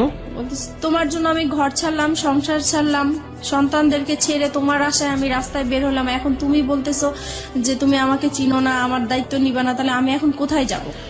আমরা এই সেন্টেন্সটা এখানে দুইবার বলেছি প্রিয় শ্রোতা। This is a very important sentence of this কি বলা যেতে পারে, রিভিল অফ ট্রুথ। আমরা ফিরে যেতে চাই আপনার কাছে আবারও, বলুন। হ্যাঁ তারপরে সে বলতেছে না আমার পক্ষে আর তোমাকে নিয়ে এগিয়ে যাওয়াটা সম্ভব না। তো বলছি যে দেখো যাই কিছু হয়েছে না কেন এটা সব মানুষ করেছে, আমার কাছ থেকে তো তুমি কোনো খারাপ আচরণ পাওনি এই পর্যন্ত। বলছে না পাইনি। আমাকে তাহলে তুমি কেন এরকম করতেছো আমাকে, বলে আমি এত কিছু জানি না, আমি এই কথাটাই শুধু বলবো তোমাকে যে তোমার সাথে আমার আজীবন একটা সম্পর্ক থাকবে, আজীবন কথা হবে, কিন্তু কোনোদিন দেখা হবে না। তোমার কোনো যদি বিপদ হয়, তোমার টাকা পয়সা লাগে, আমি তোমাকে সেই দিকে হেল্প করব, কিন্তু তোমার সাথে আর এখন পর্যন্ত আমি আর কোনো সম্পর্ক রাখতে চাই না, ভালোবাসার কোনো সম্পর্ক রাখতে চাই না, একটা ফ্রেন্ডশিপ হিসাবে যতটুকু করার আমি করব। তারপরে যাই হোক সেই ফোনটা রেখে দিল, আমি আর তাকে ফোন টোন দেই নাই। আমার মন খুব খারাপ। এইদিকে মা আমাকে প্রচুর গালাগালি করতেছে, আমার ছোট বোন আমাকে গালাগালি করতেছে, আমার খুবই খারাপ লাগতেছে। শুধু মনে হচ্ছে যে আমার এখন মরে যাওয়াই উচিত, এছাড়া আর কিছু করা উচিত না। কিন্তু কি আর করবো বুঝতেছি না। একদিন পরে আমি তাকে আবার ফোন দেই, রাসেলকে ফোন দেই, খুব কান্নাকাটি করে আমি তাকে বলতেছি, দেখো যেভাবেই হোক তুমি আমাকে ভুল বুঝো না, তুমি এখন আমি কি করবো, আমি তোমাকে ছাড়া বাঁচবো না, তোমাকে এত ভালোবেসে ফেলছি, আমি তোমাকে ভুলতেও পারছি না, ভোলা সম্ভব না, আমি এখন কি করব, তুমি একটা উপায় আমাকে দাও, তুমি যেভাবেই হোক তুমি একটা কিছু করো। আর বলতেছে না আমি আর কোনো মতেই তোমার সাথে সম্পর্ক কন্টিনিউ করতে চাই না। অনেক বুঝিয়েছি, সে কোনোভাবেই কিছু করবে না। যাই হোক আমি পরে কি করব, বাসায় এইভাবেই আসি। মা আমাকে বলতেছে যে তুমি এখন আমার ঘর থেকে বের হয়ে যাও, তোমার মতো মেয়ে আমার দরকার নাই, যেখানে আমাদের এই এলাকার মধ্যে কোনোদিন কেউ একটা খারাপ কথা বলতে পারে নাই। আজকে তোমার জন্য এলাকা তোমার হাজবেন্ড যখন আইসা বলছে যে তুমি মারা গেছো, আমি রাস্তায় ছিলাম, সেই রাস্তার মধ্যে আমি অজ্ঞান হয়ে পড়ে গেছি, সেখানে মানুষজন জিজ্ঞেস করছে কেন এরকম হয়েছে, সবাই জেনে গেছে, এখন আমি এই মুখ আমি কিভাবে দেখাবো, তোমার জন্য আজকে আমি এত অপমান হলাম, আমি তোমার মতো মেয়ে আমার দরকার নেই, এরকম বললো। পরে এখন আমি ভাবছি কি মার রাগ উঠেছে, হয়তো বা রাগ কমে গেলে পরে ঠিক হয়ে যাবে, কিন্তু না, একদিন দুদিন হয়ে গেল সে আমার সাথে কোনো কথাও বলে না, আমি খেয়েছি কিনা সেটাও জিজ্ঞেস করে না। পরে আমার কাছে খুবই খারাপ লাগলো। পরের দিন সকালবেলা সে কি করলো, আমার যত জিনিসপত্র আছে সবই সে ঘর থেকে বের করে দিল। এখন আমাকেও বলতেছে যে এখন বের হয়ে যাওয়ার জন্য। পরে শেষ মুহূর্তে আমি আবার রাসেলকে ফোন দিলাম যে দেখো আমি তো মার বাসায় আশ্রয় নিলাম, এখন মাও আমাকে বের করে দিচ্ছে, এখন আমি কি করব। বলে তুমি কি করবে এটা তোমার ব্যাপার, তুমি আজকের পর থেকে আমাকে আর ফোন দিবা না। তারপরে এইভাবে এখন আমি কি করব, পরে শেষ পর্যন্ত আমি আমার হাজবেন্ডকে ফোন দিলাম। এখন চিন্তা করলাম যে আমার তো আর কোথাও যাওয়ার জায়গা নাই, এখন আমার সেইখানে ছাড়া আর কোথাও যাওয়ার জায়গা নাই, কি করব এখন। পরে ওকে ফোন দিলাম, ও বলতেছে যে তুমি এখন কি করতে চাও। এখন বলছি যে আমি আপনার সংসারে ফিরে যেতে চাই। বলছে যে ঠিক আছে তাহলে আসো, তোমার জন্য তো আমার রাস্তা সবসময় খোলা। তখন আমি বলছি যে একটা শর্ত আছে। বলতেছি কি শর্ত। আমি বলছি কি আপনার সাথে আমি মানে যাব, আবার নতুন করে সংসার করব, ঠিক আছে, কিন্তু আমি আপনার সাথে কোনো স্বামী স্ত্রী সম্পর্ক রাখতে পারবো না। পরে বলছে এটা কেমন কথা, মানে হাজবেন্ড ওয়াইফ থাকবো, সবাই জানবে, অথচ তোমার আর আমার মাঝে স্বামী স্ত্রী কোনো সম্পর্কই থাকবে না, এটা তো হবে না। পরে আমি বলছি না, এটা যদি মেনে নেন তাহলে আমি আপনার সংসারে ফিরে যাব, নাহলে যাবো। পরে সে বললো যে ঠিক আছে আমি রাজি। এখন সে হুট করে রাজি হয়ে গেল। যাই হোক আমি যে উকিলের কাছে গিয়েছিলাম ডিভোর্সের জন্য, সেখানে যে আবার ক্যান্সেল করলাম, দুইজনে গেলাম, পরামর্শ নিলাম। উকিল বলল যে তোমরা ভালো হয়ে চলো, যে কোনো বিপদ হলে আমাকে আবার ফোন দিও। এত কিছুর পরও আপনার হাজবেন্ড আপনাকে মানলো, মেনে নিল। এবং এই মেনে নেওয়াটাকে আপনি ওই মুহূর্তে কি হিসেবে দেখেছেন? ওই মুহূর্তে দেখেছি যে না আসলে সেই ভালো, আমি যত অন্যায় করেছি কিন্তু সে তো আমাকে মেনে এবং নিয়েছে। আপনি এমন একটা কন্ডিশন তাকে দিলেন যেটা কোনো হাজবেন্ডই কখনোই মানবেন না। মানবে না। আপনি সেই কন্ডিশনও সে মেনে নিল এত কিছুর পরে। জি। তারপরে গেলাম। তারপরে যাওয়ার পর থেকে এখন যেটা হয়েছে যে আগে আমি যত তার কাছ থেকে অবহেলা, অত্যাচার, টর্চারিং যা পেয়েছি, এখন দ্বিগুণ সে বেড়ে গেল। এখন সে কথায় কথায় আমাকে বলে এতদিন তো তুই বেটা নিয়েছিলি, এখন কেন এই সেই, মানে বিভিন্ন টাইপের খারাপ ভাষায় গালাগালি করে। তারপরে খুব মারধর, আবারও সেই রকম মারধর। আমার মেয়েটা তখন তো বড় হয়ে গেছে, আমি আমার বাচ্চাদেরকে নিয়ে আলাদা ঘুমাই, সে আলাদা রুমে ঘুমায়। তো সেই মুহূর্তে আমার বাচ্চাদের সামনে এসে সে আমাকে খুব জোর জবরদস্ত করে, সে আমাকে খুব মারধর করে, আবারও সেই আগের মতো মারামারি। রুম কয়টা ছিল আপনাদের? একটাই রুম? না, আমাদের রুম ছিল 4টা। বাসা যে বাসায় ভাড়া থাকতেন সে বাসায় 4টা রুম? আপনাদের পার্সোনাল রুম কয়টা টোটাল? আমাদের পার্সোনাল রুম তো একটাই, মানে ওই রুমের মধ্যেই বাচ্চা কাচ্চা এবং আপনারা থাকতেন? না, আমি আমার বাচ্চাদেরকে নিয়ে থাকতাম আর ও আলাদা রুমে থাকতো। তার মানে 2টা রুম ছিল আপনাদের? জি। তাহলে এই যে এই কাজগুলো যখন হয় বা এরকম যখন, তখন বাচ্চা কাচ্চাদের সামনে মারধর কেন করবে, বা বাচ্চা কাচ্চাদের সামনেই কেন এই ডিমান্ড গুলো আসবে? সে মানে আমাকে বলতো তার রুমে যাওয়ার জন্য, আমি যেতাম না, তাই তখন আপনার রুমে চলে আসতো? আমার রুমে চলে আসতো। তারপরে যেটা হয়েছে মানে এরকম জোর করতো। একটা সময় আমার বাচ্চারা জাগনা থাকতো, তারপরেও সে জোর জবরদস্ত করতো। আমি তাকে এত বলতাম যে দেখেন আমার বাচ্চাগুলো আছে, ওরা তো বুঝতেছে, কেন আপনি ওদের সামনে এরকম করতেছেন। বলতেছে তুই তো খারাপ হয়ে গেছিস, তুই যে খারাপ এটা ওরা জানার দরকার আছে, ওদের বোঝার দরকার আছে, সেই জন্য এরকম করি। তারপরে থেকে কি হতো, আমি রাতে আর ঘুমাতাম না, আমি সারা রাত জেগে থাকতাম। আমার সারাক্ষণ ভয় করতো যে সে কখন আসে, কখন মারধর করে, তাই ঘুমাতাম না। এক সময় সে আমার বালিশ, আমার কাঁথা এগুলো নিয়ে যেত যেন আমি ঘুমাতে না পারতাম। সে মানে ফ্যান বন্ধ করে রাখতো, লাইট জ্বালায় রাখতো। ক্রেজি কেন হয়ে গেলেন? আপনি স্বামী হিসেবে তাকে মানছেন, স্বামীর অধিকার তাকে দিচ্ছেন না কেন? কারণ দিচ্ছি না, আমার শুধুই এটা মনে হচ্ছে যে তার জন্যই আমি আমার রাসেলকে হারালাম। সেই মুহূর্তে রাসেলকে মানে ভুলতে পারছি না, রাসেলের জন্য আমার খুব কষ্ট হচ্ছে। যেখানে প্রত্যেক দিন আমি রাসেলের সাথে দেখা হয়, একদিন দেখা না হলে আমার খুব কষ্ট হয়, সেই মুহূর্তে তার সাথে আমার কথা হচ্ছে না, দেখা হচ্ছে না, আর সে মানে রাসেল আমার সাথে এরকম বিহেভ করলো একমাত্র তার জন্যই, এটা মনে হয়েছিল আমার তখন সেই মুহূর্তে। চলুন আমরা ফিরে যাই মিতার কাছে। মিতা, যে জায়গাটিতে আমরা ছিলাম, আপনি বলছিলেন যে আপনার হাজবেন্ডের সাথে, তখনও তিনি আপনার হাজবেন্ড, যদিও আপনি মন থেকে মানতে পারেন না, আপনার কাছে ওনার স্বামীর অধিকার চাওয়াটাই স্বাভাবিক, সেটা আপনি দিতে পারতেন না। এবং সেখানে খুব সহজ সরল একটা কথা আপনি বলেছিলেন একটু আগে, যেটা অনেকেই স্বীকার করবেন না। The real hard truth is যে ওই ছেলেটা, যে ছেলেটার সাথে আপনার অ্যাডাল্টারি সম্পর্ক, অ্যাডাল্টারি মানে অনেকেই বুঝবেন বাংলাতে হয়তো পরকীয়া বলে এটাকে, ওই অ্যাডাল্টারি সম্পর্কের এক ধরনের লাভ বলতেছেন আপনি সেটাকে, এবং মনে হতো যে ওই ছেলেটাকে তো সরে যাওয়ার পেছনে এই আমার হাজবেন্ডই দায়ী। তারপর হচ্ছে এরকম জোরাজোরি করতে থাকে। একদিন আমি বলেছিলাম যে আসলে আমার মনটা তো খুব খারাপ, আমার শারীরিক অবস্থা খারাপ, মানসিক অবস্থা খারাপ, এর জন্য হচ্ছে না, আমি একটু সুস্থ হয়নি। তো বলতেছে তো কি করা উচিত? তো আমি বলতেছি তাহলে আমার একটু ডাক্তারের কাছে যাওয়া উচিত, মানসিক ডাক্তারের কাছে যাওয়া উচিত। তো সে বলল ঠিক আছে তাহলে যাও তুমি। পরে আমি পিজি হসপিটালে যাই, ওখানে দেখাই একজন বিশেষজ্ঞকে। তারপরে সব কথাই উনাকে বললাম, উনি আমাকে প্রেসক্রিপশন করে দিল, আমাকে নিতে বললো। আমি ওই হসপিটালে গিয়েছিলাম, তো ওখানে জ্যামের জন্য আমি কিছু সময় আর কি ব্যয় হয়েছে আমার, তো আসতে দেরি হচ্ছিল। আমাকে ফোনের উপরে ফোন করে যাচ্ছে, ফোনের উপর ফোন করে যাচ্ছে। তো আমি বলতেছি আমি তো জ্যামে পড়ে আছি, এজন্য আসতে দেরি হয়েছে।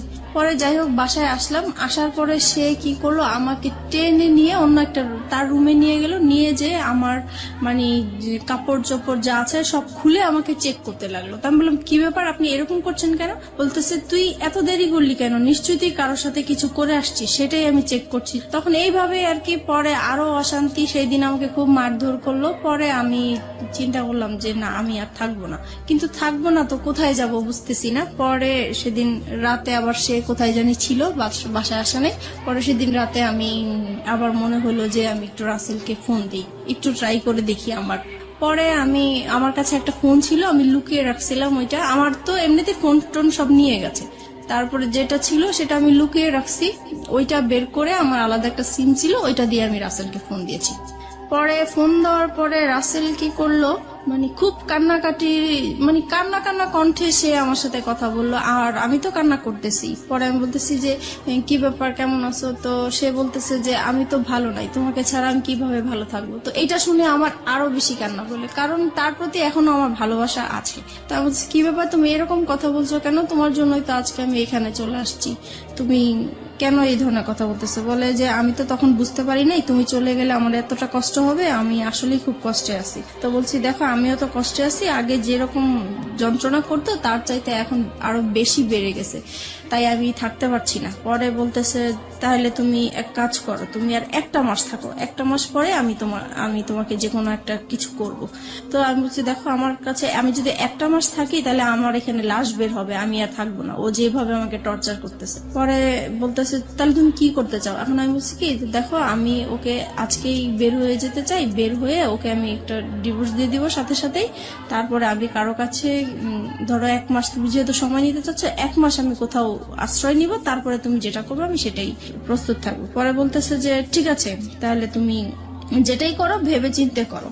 পরে আমি কি করলাম, পরে আমি এখন বের হয়ে যাব। পরের দিন চিন্তা করছি, কাপড় চোপড় নিয়েছি, মানে পরেছি। এখন সে আমার পার্টস আর মোবাইল তো আটকে রাখছে, আমি তো নাম্বার কারোর সাথে যোগাযোগ করবো বা কিছু সেই রকম কোনো ব্যবস্থা নাই। পরে আমি বলতেছি আমার পার্টস দেন, আমি একটু বাইরে যাব। সে বলে বাইরে কোথায়? আমি বাইরে আমার একটু কাজ আছে, আমি যাব। সে আমাকে যেতেই দিবে না। পরে এটা নিয়ে অনেক মারধর হইলো। তারপরে বিকাল দিকে বলতেছে কি যে আচ্ছা ঠিক আছে আপনার পার্টস আপনার মোবাইল আমি সবই দিব, কিন্তু এখানে হচ্ছে আমার কথা শুনতে হবে। আমি কি যে কালকে আমরা আমার মেয়েটা যখন বাইরে যেতে চাচ্ছে তাহলে কালকে আমরা ঘুরতে যাই, তারপরে আপনি যা বলবেন তাই আমি শুনবো। তা বলছে ঠিক আছে তাহলে আমার মোবাইল আমার পার্টস আমার কাছে দিয়ে দিতে হবে। বলছে ঠিক আছে দিয়ে দিব। পরে আমি এই সেদিন শুক্রবার ছিল, স্কুল বন্ধ ছিল, তো সেই ফাঁকে আমরা ঘুরতে বের হয়েছি। আর আমার উদ্দেশ্য ছিল যে আমি কোন রকম ঘর থেকে বের হতে পারলেই হয়েছে। পরে আমি ওদের সাথে এর জন্য রাজি হয়েছি যাওয়ার জন্য। পরে আমি যখন বাইরে বের হলাম, বের হওয়ার পরে কিছু দূর আসার পরে আমি বলতেছি আপনারা আপনাদের মতো যান, আমি আমার মতো যাই। সে তো এই খেপে গেছে, কি ব্যাপার, মানে কি বলতে চাচ্ছ? আমি বলছি, আমি আর আপনাদের সাথে যাব না। কোথায় যাবো? আমি আমার মতো যাব। কোথায় যাব? আমি যেখানেই যাই, আমি আপনার সাথে আর যাবো না, আপনার সাথে থাকবো না। এই বলার পরে সে রাস্তা, তো তখন জুম্মাবার ছিল, শুক্রবার, সবাই নামাজ পড়ে আসতেছে। এই সময় আমাকে রাস্তার মধ্যে অনেক মারধর করলো। আর রাস্তার মানুষ নামাজ পড়তেছে, পড়ে যাচ্ছে, সবাইকে আমি মানে এত কান্নাকাটি করে বললাম যে আমাকে একটু হেল্প করেন, কেউ আমার দিকে মানে সাহায্যের হাত বাড়িয়ে দিল না। সবাই শুধু বললো যে আপনারা স্বামী স্ত্রী ঝগড়া করছেন, বাসায় যে করেন, এটা বাহিরে নিয়ে আসেন না, মানুষ খারাপ বলছে। কিন্তু আমি যে বাসায় কতটা অত্যাচার হচ্ছি সেটা তো মানুষ বুঝতেছে না। আমি বলার চেষ্টা করতেছি, কেউ আমাকে মানে হেল্প করতে চাচ্ছে না। যাই হোক, তারপরে পরে আমি বললাম যে ঠিক আছে, আমি আসলে যাচ্ছি আমার অ্যাডভোকেটের কাছে, আমাকে যেতে দেন।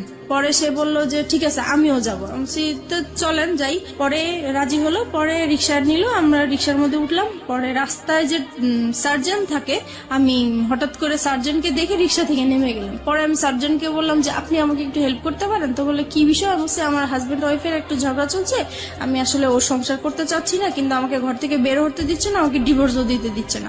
পরে বলছে যে এটা তো আসলে ফ্যামিলি সমস্যা, এটা তো আমরা কিছু করতে পারি না। আমি বলছি না, আমি আসলে ওর সাথে কোনো মতেই যাবো না, আপনি যে কোনো আমাকে একটা হেল্প করেন। পরে ওনারা সেটা হচ্ছে রামপুরা থানার এরিয়াতে, তখন সে থানায় ফোন দিয়েছে। পরে থানা থেকে গাড়ি আসছে, পরে আমাকে নিয়ে গেছে থানায়। পরে থানায় যাওয়ার পরে আমার বাচ্চারাও আমার সাথে ছিল। যখন থানায় গিয়েছি তখন ওই পুলিশরা জিজ্ঞেস করতেছে কি ব্যাপার, আপনার সমস্যা কি? তারপর আমি সবকিছু খুলে বললাম। এখানে একটা জিনিস আমি মিস করে গেছি, যেদিন বৃহস্পতিবার দিন রাতে সে যখন আমার সাথে মানে রাতে এসছিল জন্য, তখন আর কি আমি দেখে সে পরে আমার রুম থেকে চলে গেছে। চলে যাওয়ার কিছুক্ষণ পরে যখন আমি ঘুমায় পড়ছি, তখন সে কি করছে, ওই যে মশলা বাটে পাটা পুতা যেটা বলা হয়, সেই ওইটা নিয়ে আসছে, আমার মাথায় বাড়ি দিয়ে আমাকে মেরে ফেলবে। পুতা দিয়ে মেরে ফেলতে চাইছিল, সেটা আমার মেয়ের জন্য আমি বেঁচে গেছি। তারপরে শুক্রবারে আমি ডিসাইড করলাম যে এখানে আর আমি থাকবো না, যেহেতু আমার জীবনের ঝুঁকি হয়ে যাচ্ছে। তারপর সেই ঘটনাগুলোই আমি থানাতে বললাম। তারপরে উনারা বলল যে আমরা শিওর আপনারা আর 1 মাস 2 মাস পরে আবার মিলে যাবেন। আমি এরকম কেস অনেক দেখেছি, কিন্তু আপনারা উনার নামে মামলা করা বা জিডি করা এটা ঠিক হবে না, আপনারা মিলে যান। ওনারা অনেক বোঝাচ্ছে আমাকে মিলে যাওয়ার জন্য, কিন্তু ওনাদের জায়গা থেকে এটা হ্যাঁ, পারফেক্ট। তারপরে ওনারা জিডি লিখবেও না, বলতেছে না আমরা লিখবো না। পরে যাই হোক, অনেক কিছু বললাম আমি, তারপরে লিখলো, জিডিটা লিখলো। লেখার পরে পরে আমাকে বলতেছে যে আপনি এখন কোথায় যাবেন? আমি এখন আমার একটা দুঃসম্পর্কে বোন আছে, ওনার বাড়িতে যাব, ওখান থেকে যেয়ে আমি তাকে ডিভোর্স দিব। বলছে যে ঠিক আছে, আপনি যখন থাকবেন না তাহলে তো আর জোর করার কিছু নেই, আপনি চলে যান। আমি বলছি যে দেখেন, আমি এখন যদি চলে যাই, সে আমার পিছে পিছে যাবে, রাস্তায় একটা সিন ক্রিয়েট করবে, আপনারা আমি যাওয়া পর্যন্ত ওনাকে আটকে রাখেন। তো বলছে ঠিক আছে, আমরা করতেছি। পরে ওকে আটকে রাখছে, আমি চলে আসছি আমার একটা দুঃসম্পর্কের বোনের বাসায় চলে আসছি। আসার পরে ওদের কাছ থেকে 2-3 দিন মানে শুক্রবার শনিবার হচ্ছে মানে সরকারি অফিস বন্ধ থাকে, আদালত বন্ধ থাকে, তাই আমি ওকে ডিভোর্স দিতে পারি নাই। রবিবারে আমি ওকে ডিভোর্স দিয়ে দিয়েছি। ওকে, তারপর ডিভোর্স দেওয়ার পরে আমি পরে রাসেলকে জানিয়েছি যে দেখো আমি ওকে ডিভোর্স দিয়েছি, আমি চলে আসছি। পরে বলছে ঠিক আছে, তাহলে তুমি এখন কি করতে চাও? তুমি যদি এখন ঢাকায় থাকো তাহলে তো তোমাকে ধরে নিয়ে আবার, আর ডিভোর্সের বিষয়টা আমাকে উকিল বলেছে যে 3 মাসের মধ্যে যদি আপনাদের আবার মিল হয়ে যায় তাহলে এই ডিভোর্সটা ক্যান্সেল হয়ে যাবে, আর 3 মাসের পরে যদি কিছু হয় তাহলে ডিভোর্সটা সম্পূর্ণ হবে। তাই এখন চিন্তা করতেছি যে 3 মাস আমাকে অন্তত ওর কাছ থেকে দূরে থাকতে হবে, কি করা যায় এখন। পরে আমি রাসেলকে বললাম যে দেখো, আমি তো আমার এরকম আপন মার সাথে একবার দেখা করেছিলাম, সে বলেছে যে কোনো সময় যদি আমার কাছে আসতে চাও, তুমি একটা অ্যাড্রেস দিয়েছিল, সেই অ্যাড্রেসটা আমার মনে আছে, আমি কি ওইখানে যাবো? তো বলছে ঠিক আছে যাও, আর তোমার মার সাথেও দেখা করে আসো, ভালোই হবে বিষয়টা। তো আমার মার বাড়ি আর দাদা বাড়ি কাছাকাছি ছিল, কিন্তু দাদা বাড়ি আমি যাই নাই, কারণ হচ্ছে যে আমার প্রত্যেকটা কাগজপত্রের মধ্যে আমার দাদা বাড়ির অ্যাড্রেস ছিল। সে ভালো, আমার হাজবেন্ড ভালো করেই জানে যে ওই অ্যাড্রেসটা, আমার চিন্তা ছিল ওখানে গেলে আমাকে খুঁজে বের করে ফেলবে, এরকম কিছু মনে হয়েছিল আমার কাছে। সেজন্য আমি আমার দাদা বাড়ি যাইনি, আমার নানা বাড়িটা খুঁজে বের করছি। খুঁজে বের করার পরে গিয়েছি ওখানে, সবাই আমাকে প্রায় অনেক বছর পরে আমাকে দেখেছে, সবাই ছোট দেখেছে, কেউ চিনতেও পারে নাই। যাই হোক, পরিচয় দেওয়ার পরে সবাই খুব কান্নাকাটি করলো, এত বছর পরে তোমাকে দেখলাম, আমরা আশাও করি নাই। ওখানে ছিলাম, ভালোই ছিলাম কিছুদিন। হঠাৎ করে সে আমাকে মানে কিভাবে জানি জানতে পারলো আমি ওখানে আছি। তারপরে সে আমার নানা বাড়িতে আমাকে খুঁজতে গেল। পরে মানে আপনার হাজবেন্ডের নাম কি ছিল? আমার হাজবেন্ড নাম জামান ছিল। জামান, মানে জামানই খোঁজটা পেল, রাইট? ওকে, তারপরে সে আমার মামা বাড়ি গেল, যাওয়ার পরে ওখানে যে আর গ্রাম সাইডটা হচ্ছে এরকম যে মেয়েরা স্বামী ছেড়ে অন্য কোথাও চলে যাবে, এটা খুবই একটা খারাপ চোখে দেখে এবং বাতাসের আগে কথা ছড়ায়। জি, right. So we know the situation, ultimately কি হলো? আলটিমেটলি সে ওখানে যে আমার মামাকে বলল যে আমি অন্য একটা ছেলে হাত ধরে চলে আসছি, এই সেই পুরো ডিটেল কাহিনী যেটা বললো, দ্য রিয়েল স্টোরিটাই বলেছে হ্যাঁ, সে ওখানে। হ্যাঁ। তার তার তার ফরে গিয়েছে ব্যাপারটা, কারণ পৃথিবীর কেউ এটা বিলিভ করবে না, এবং মেয়েটার যে আসলে কোনো কারণ থাকতে পারে ওখানে যাওয়ার, সেটাও সে কেউ মানতে চাইবে না, যেমন ভাবে মানতে চাচ্ছে না ফেসবুকের অসংখ্য শ্রোতা। ওই তো গ্রামে সবাই আর কি আমাকে খারাপই বলছে। তারপরে আমার মামা শুধু একটাই বললো যে দেখো, তুমি যদি কোনো না কোনো ভাবে অশান্তি যদি নাই করে থাকো, তাহলে সে এত বছর পরে 2টা বাচ্চা ফেলে কেন বের হবে? বুঝলাম তার অপরাধ আছে। আচ্ছা যাই হোক, তুমি যদি তোমার মা বাবাকে এখানে আমাদের কাছে নিয়ে আসতে পারো আর আমাদের কাছে সরি বলবা, আর এরকম কখনোই এরকম কিছু হবে না যদি বলো, তাহলে আমি তোমার কাছে উঠাই দিব। The big point and the question is, শান্তির জন্য সে রাসেলের হাত ধরেছে। শান্তি কি সে শেষ পর্যন্ত পেয়েছে? আমরা অনুষ্ঠানের শেষের দিকে চলে আসছি ধীরে ধীরে। ওকে ফাইন, আমি রাসেলের প্রসঙ্গে স্ট্রিক্ট থাকতে চাই। রাসেলকে আপনি তো ডিভোর্স দিয়ে দিলেন, তারপরে কি আপনি বললেন যে এবার আমাদের বিয়ে করা উচিত? রাসেলকে হ্যাঁ বলেছি, তো সে তখন বলেছে সে কি বলে? তখন বলেছে যে 3 মাস পার না হলে তো করতে পারবে না। ফাইন, 3 মাস পরে কি হলো? তারপরে হচ্ছে পরে বলতেছি দেখো আমার তো কিছু সমস্যা আছে, লোন আছে, এখন আমি লোনগুলা শোধ করতে হবে, তাছাড়া ফ্যামিলিতে এখন আমি খুব বিপর্যয় অবস্থায় আছি, এখন আমি বিয়েটা করতে পারবো না, আরো কিছু পরে করব তোমাকে। সেটা কতদিন পরে? সেটা বলতেছে সেটা 6 মাস হতে পারে, 1 বছর হতে পারে। পুরোপুরি অনিশ্চয়তা। জি। ততদিনে কি আপনার ছেলে মেয়েগুলো কি আপনার কাছে থাকে নাকি আপনার জামানের কাছে? জামানের কাছেই থাকে। 3 মাস পরে, মানে ডিভোর্স হয়ে যাওয়ার 3 মাস পরে, আলটিমেটলি যখন ডিভোর্সটা অ্যাক্টিভ হয়ে গেল, জি। তাই তো? তখন আপনি কি করছিলেন? তখন আমি হচ্ছে মানে জায়গায় জায়গায় আশ্রয় নিয়ে বেড়াচ্ছি, যেহেতু আমার নানা বাড়ি চিনে ফেলেছে, নানা বাড়ি আর থাকা যাবে না, সেজন্য আমি আমার মা থাকতো ঢাকায় গাজীপুরে চলে গিয়েছি। তারপরে গাজীপুরে যাওয়ার পরে ওখানেও সে বের করে ফেলেছে। আর ওখানে একটা ইতিহাস হয়েছে, যেটা হচ্ছে যে আমার মার যে দ্বিতীয় হাজবেন্ড, ওনার সাথে আমার হাজবেন্ডের এক্স হাজবেন্ডের আর কি একটা ভালো সম্পর্ক হয়ে গেছে। আর আমার হাজবেন্ড হচ্ছে তাকে টাকার লোভ দেখিয়েছে যে আপনি যদি ওকে আমার হাতে তুলে দিতে পারেন তাহলে আপনাকে টাকা দিব। আপনার হাতে তুলে, মানে ওর হাতে তুলে দিলে লাভটা কি হবে? ও কি করতে চায় আপনার সঙ্গে? আমার সাথে মানে সে সংসার করবে। এখনো সে সংসার করবে? হ্যাঁ, এখনো সে সংসার করবে। মানে ডিভোর্স হয়ে যাওয়ার পরও সে সংসার করবে। কেন করবে? কেন করবে সেটা আমি জানি। সে সবাইকে কস দেখায় যে 2টা বাচ্চার জন্য হলেও আমি তাকে নিতে চাই। সে যত কিছুই করুক না কেন, আমি 2টা বাচ্চার জন্য হলেও সংসার করতে চাই। ওকে। পরে উনি এরকম আর কি। আর তারপরে এই যখন ওনাকে টাকার লোকটা দেখিয়েছে, তারপর থেকে ওই লোকটা আমাকে সবসময় জ্বালাতন করতো, বলতো চলে যাও, তুমি থাকতে পারবে না আমার বাসায়, এই সেই অনেক যন্ত্রণা করতো। পরে একটা সময় আমার আর ওইখানে থাকা হতো না, আমি খুব কষ্ট পেতাম। পরে আমি চিন্তা করলাম যে আমি এখন কোথায় যাব, সবকিছুই তো হারিয়ে ফেললাম, কার কাছে এখন যে আশ্রয় নিতে পারি। তখন আমার মাথায় একটা জিনিস আসলো যে আমি এখন পর্যন্ত আমার বাবার কাছে যাইনি, আমার বাবার আশ্রয়টা বাকি আছে, আমি সেখানে যাব। পরে আমি বাবাকে খুঁজে বের করলাম, পরে বাবার কাছে আমি আশ্রয় নিলাম। বাবার কাছে আশ্রয় নেওয়ার পরে সে আবার ওই একইভাবে মানে টের পেয়ে গেল আমি বাবার কাছে আছি। তারপরে হচ্ছে সে আমার সাথে ওইখানে আসছে, আমার বাবার কাছে আসছে, এসে আমার বাবাকে বিশ্রী ভাষায় গালাগালি করলো, আমাকে গালাগালি করলো, করার পরে আমাকে থ্রেট দিল যে মেরে ফেলবে, আমার বাবা সহ মেরে ফেলবে, এই সেই।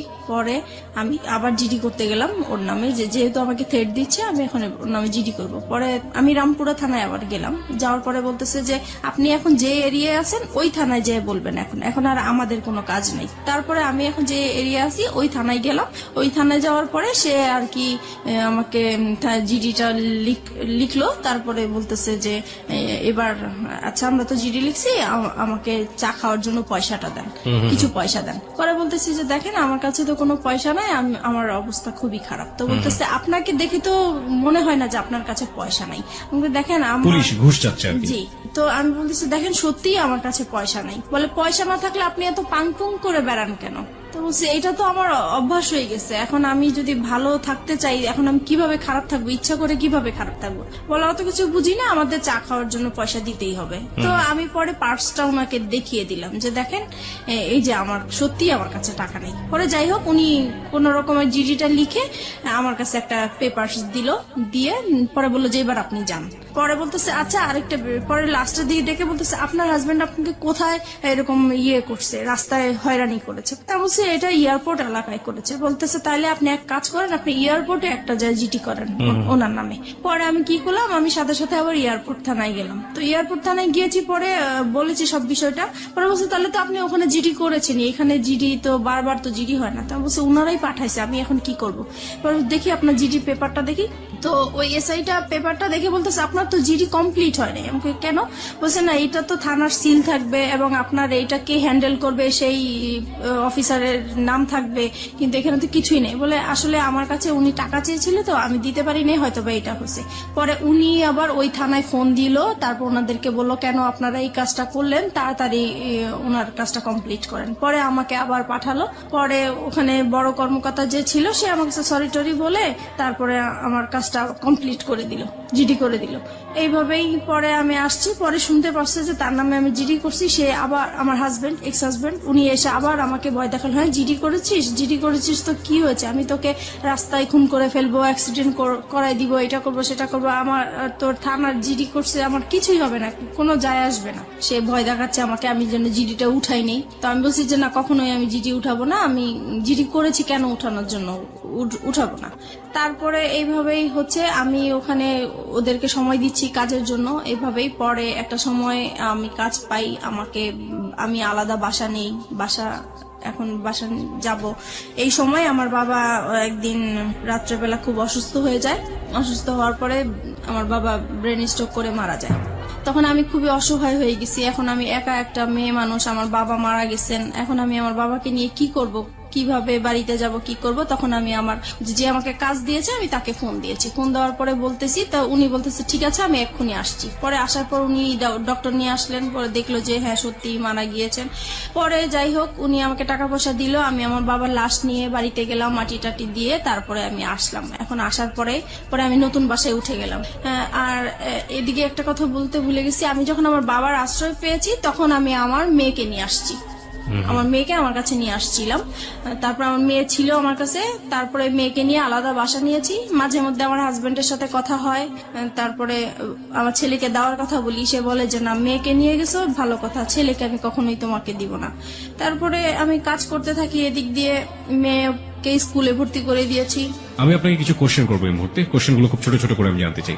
প্রথম কথা হচ্ছে যে আপনি শেষ পর্যন্ত ছেলে এবং মেয়ে দুটো পেয়েছেন আপনার কাছে, রাইট? পেয়েছি। এটা কি আপনি আইডি লড়াইয়ের মাধ্যমে পেয়েছেন নাকি আলটিমেটলি কোনো ব্যবস্থা করে তাদেরকে নিয়ে না, ওই এসেছেন? যে আমার বসরা যে পাওয়ারফুল, ওনাদেরকে পাওয়ার দেখিয়ে মানে ওদেরকে নিয়ে বসরা পাওয়ারফুল মানে আমার বস তো রাজনীতির সাথে জড়িত। মানে আপনি আলটিমেটলি যেখানে কাজ করতেন বা যে ধরনের যার কাছ থেকে সাপোর্ট পেতেন তিনি রাজনীতির সাথে জড়িত ছিলেন, জি। তিনি আপনাকে এমনি এমনি সাহায্য করতেন? জি, এমনি কি ওই দুনিয়া আজকালকে সাহায্য করে? এবং তাও আমি আপনার মতো মানুষকে কেন করতে যাবে সে সাহায্য? উনি একটা অসহায় মেয়ে মানুষ হিসেবে আমাকে সাহায্য করেছে। আর ওনার একটা আশা ছিল, প্রথমে আমি বুঝতে পারি নাই। একদিন সে আমাকে বলেছিল যে তুমি যদি কিছু মনে না করো আমি তোর সাথে একটা কথা বলবো। তো বলতেছে যে আমি তোমাকে বিয়ে করতে চাই। তো আমি বলছি যে না আসলে আমি আপনাকে বিয়ে করতে পারবো না। তখন বলে যে কেন করতে পারবো না? তো আমি বলছি যে আসলে আমি একজনকে ভালোবাসি, তার সাথে আমি এখনো আছি, সে আমাকে বিয়ে করবে, আমি তার সাথে কমিটমেন্টে আছি। ওকে ফাইন, তখন আপনি রাসেলের সাথে কমিটমেন্টে আছেন? জি। মানে রাসেলের সাথে এক ধরনের লিভ টুগেদার আপনি করছেন উইদাউট বিয়ে, এক ধরনের শারীরিক অনৈতিক সম্পর্ক, রাইট? জি। এবং যে বসের কথা এখানে আসছিল উনি আপনাকে কতদিন পর্যন্ত সাপোর্ট করেছিলেন, না এখনো করছেন? কে বস? হ্যাঁ? জি, এখনো সে করছেন। এখনো সে আপনাকে সাপোর্ট করে যাচ্ছেন উইদাউট এনি ইন্টারেস্ট? জি। ওকে, এবং তার সাহায্যে তার রাজনৈতিক ক্ষমতার বলেই আপনি আপনার মেয়েটাকেও ছেলেটাকেও দুজনকেই আপনার কাছে পেয়েছি। রেখেছেন? জি। ওকে, রাসেল এখন কি বলে? আমাকে রাসেলের শেষ অবস্থাটা বলেন। রাসেলের সাথে এখন আমার সম্পর্ক মোটামুটি নাই বলা চলে। নাই বললেই চলে, কেন? কারণ সে আমার একটা ফল্ট পেয়ে, মানে আসলে এটা ফল্ট না, কিন্তু সে ফল্ট ধরে জাস্ট আমাকে বলতেছে তোমার এই ফল্টের জন্য আমি আর তোমার সাথে সম্পর্ক Which রাখবো না। fault? ফল্টটা হচ্ছে যে আমি যেহেতু বাইং হাউসের কাজ করি, আমার বাইরেদের সাথে কন্ট্যাক্ট করতে হয়, বাইরেদেরকে মেসেজ পাঠাতে হয়। তো একটা মেসেজ অবশ্য আমি ব্যক্তিগতভাবে পাঠিয়ে ফেলছিলাম, তো সেই মেসেজটা সে দেখেছে, দেখার পরে সে ওইটাকেই ফল্ট মনে করেছে। তো বলতেছে আমি তোমাকে কাজ করার জন্য সুযোগ দিয়েছি। জীবনে কোনোদিন সে আপনাকে সেই ধরনের কথা বলেছে যে একজন মানুষকে ভালোবেসে সংসার করে তাকে ছেড়ে আসছো, আমাকেও যে ছেড়ে যাবা না, তার কোনো কি নিশ্চয়তা আছে? কখনো কি আপনাকে সেই ধরনের কোনো কথা বলেছে, রেগে হোক বা অন্য কোনো ভাবে হোক? না, এইটা আমাদের সম্পর্ক যতদিন ভালো ছিল ততদিন এই কথাটা সে বলে। ভালো মন্দের জায়গাতে আমি যেতে চাই না, আমি শুধু বলতে চাই যে তার মুখ থেকে কখনো আপনি এই ধরনের কথা শুনেছেন কিনা?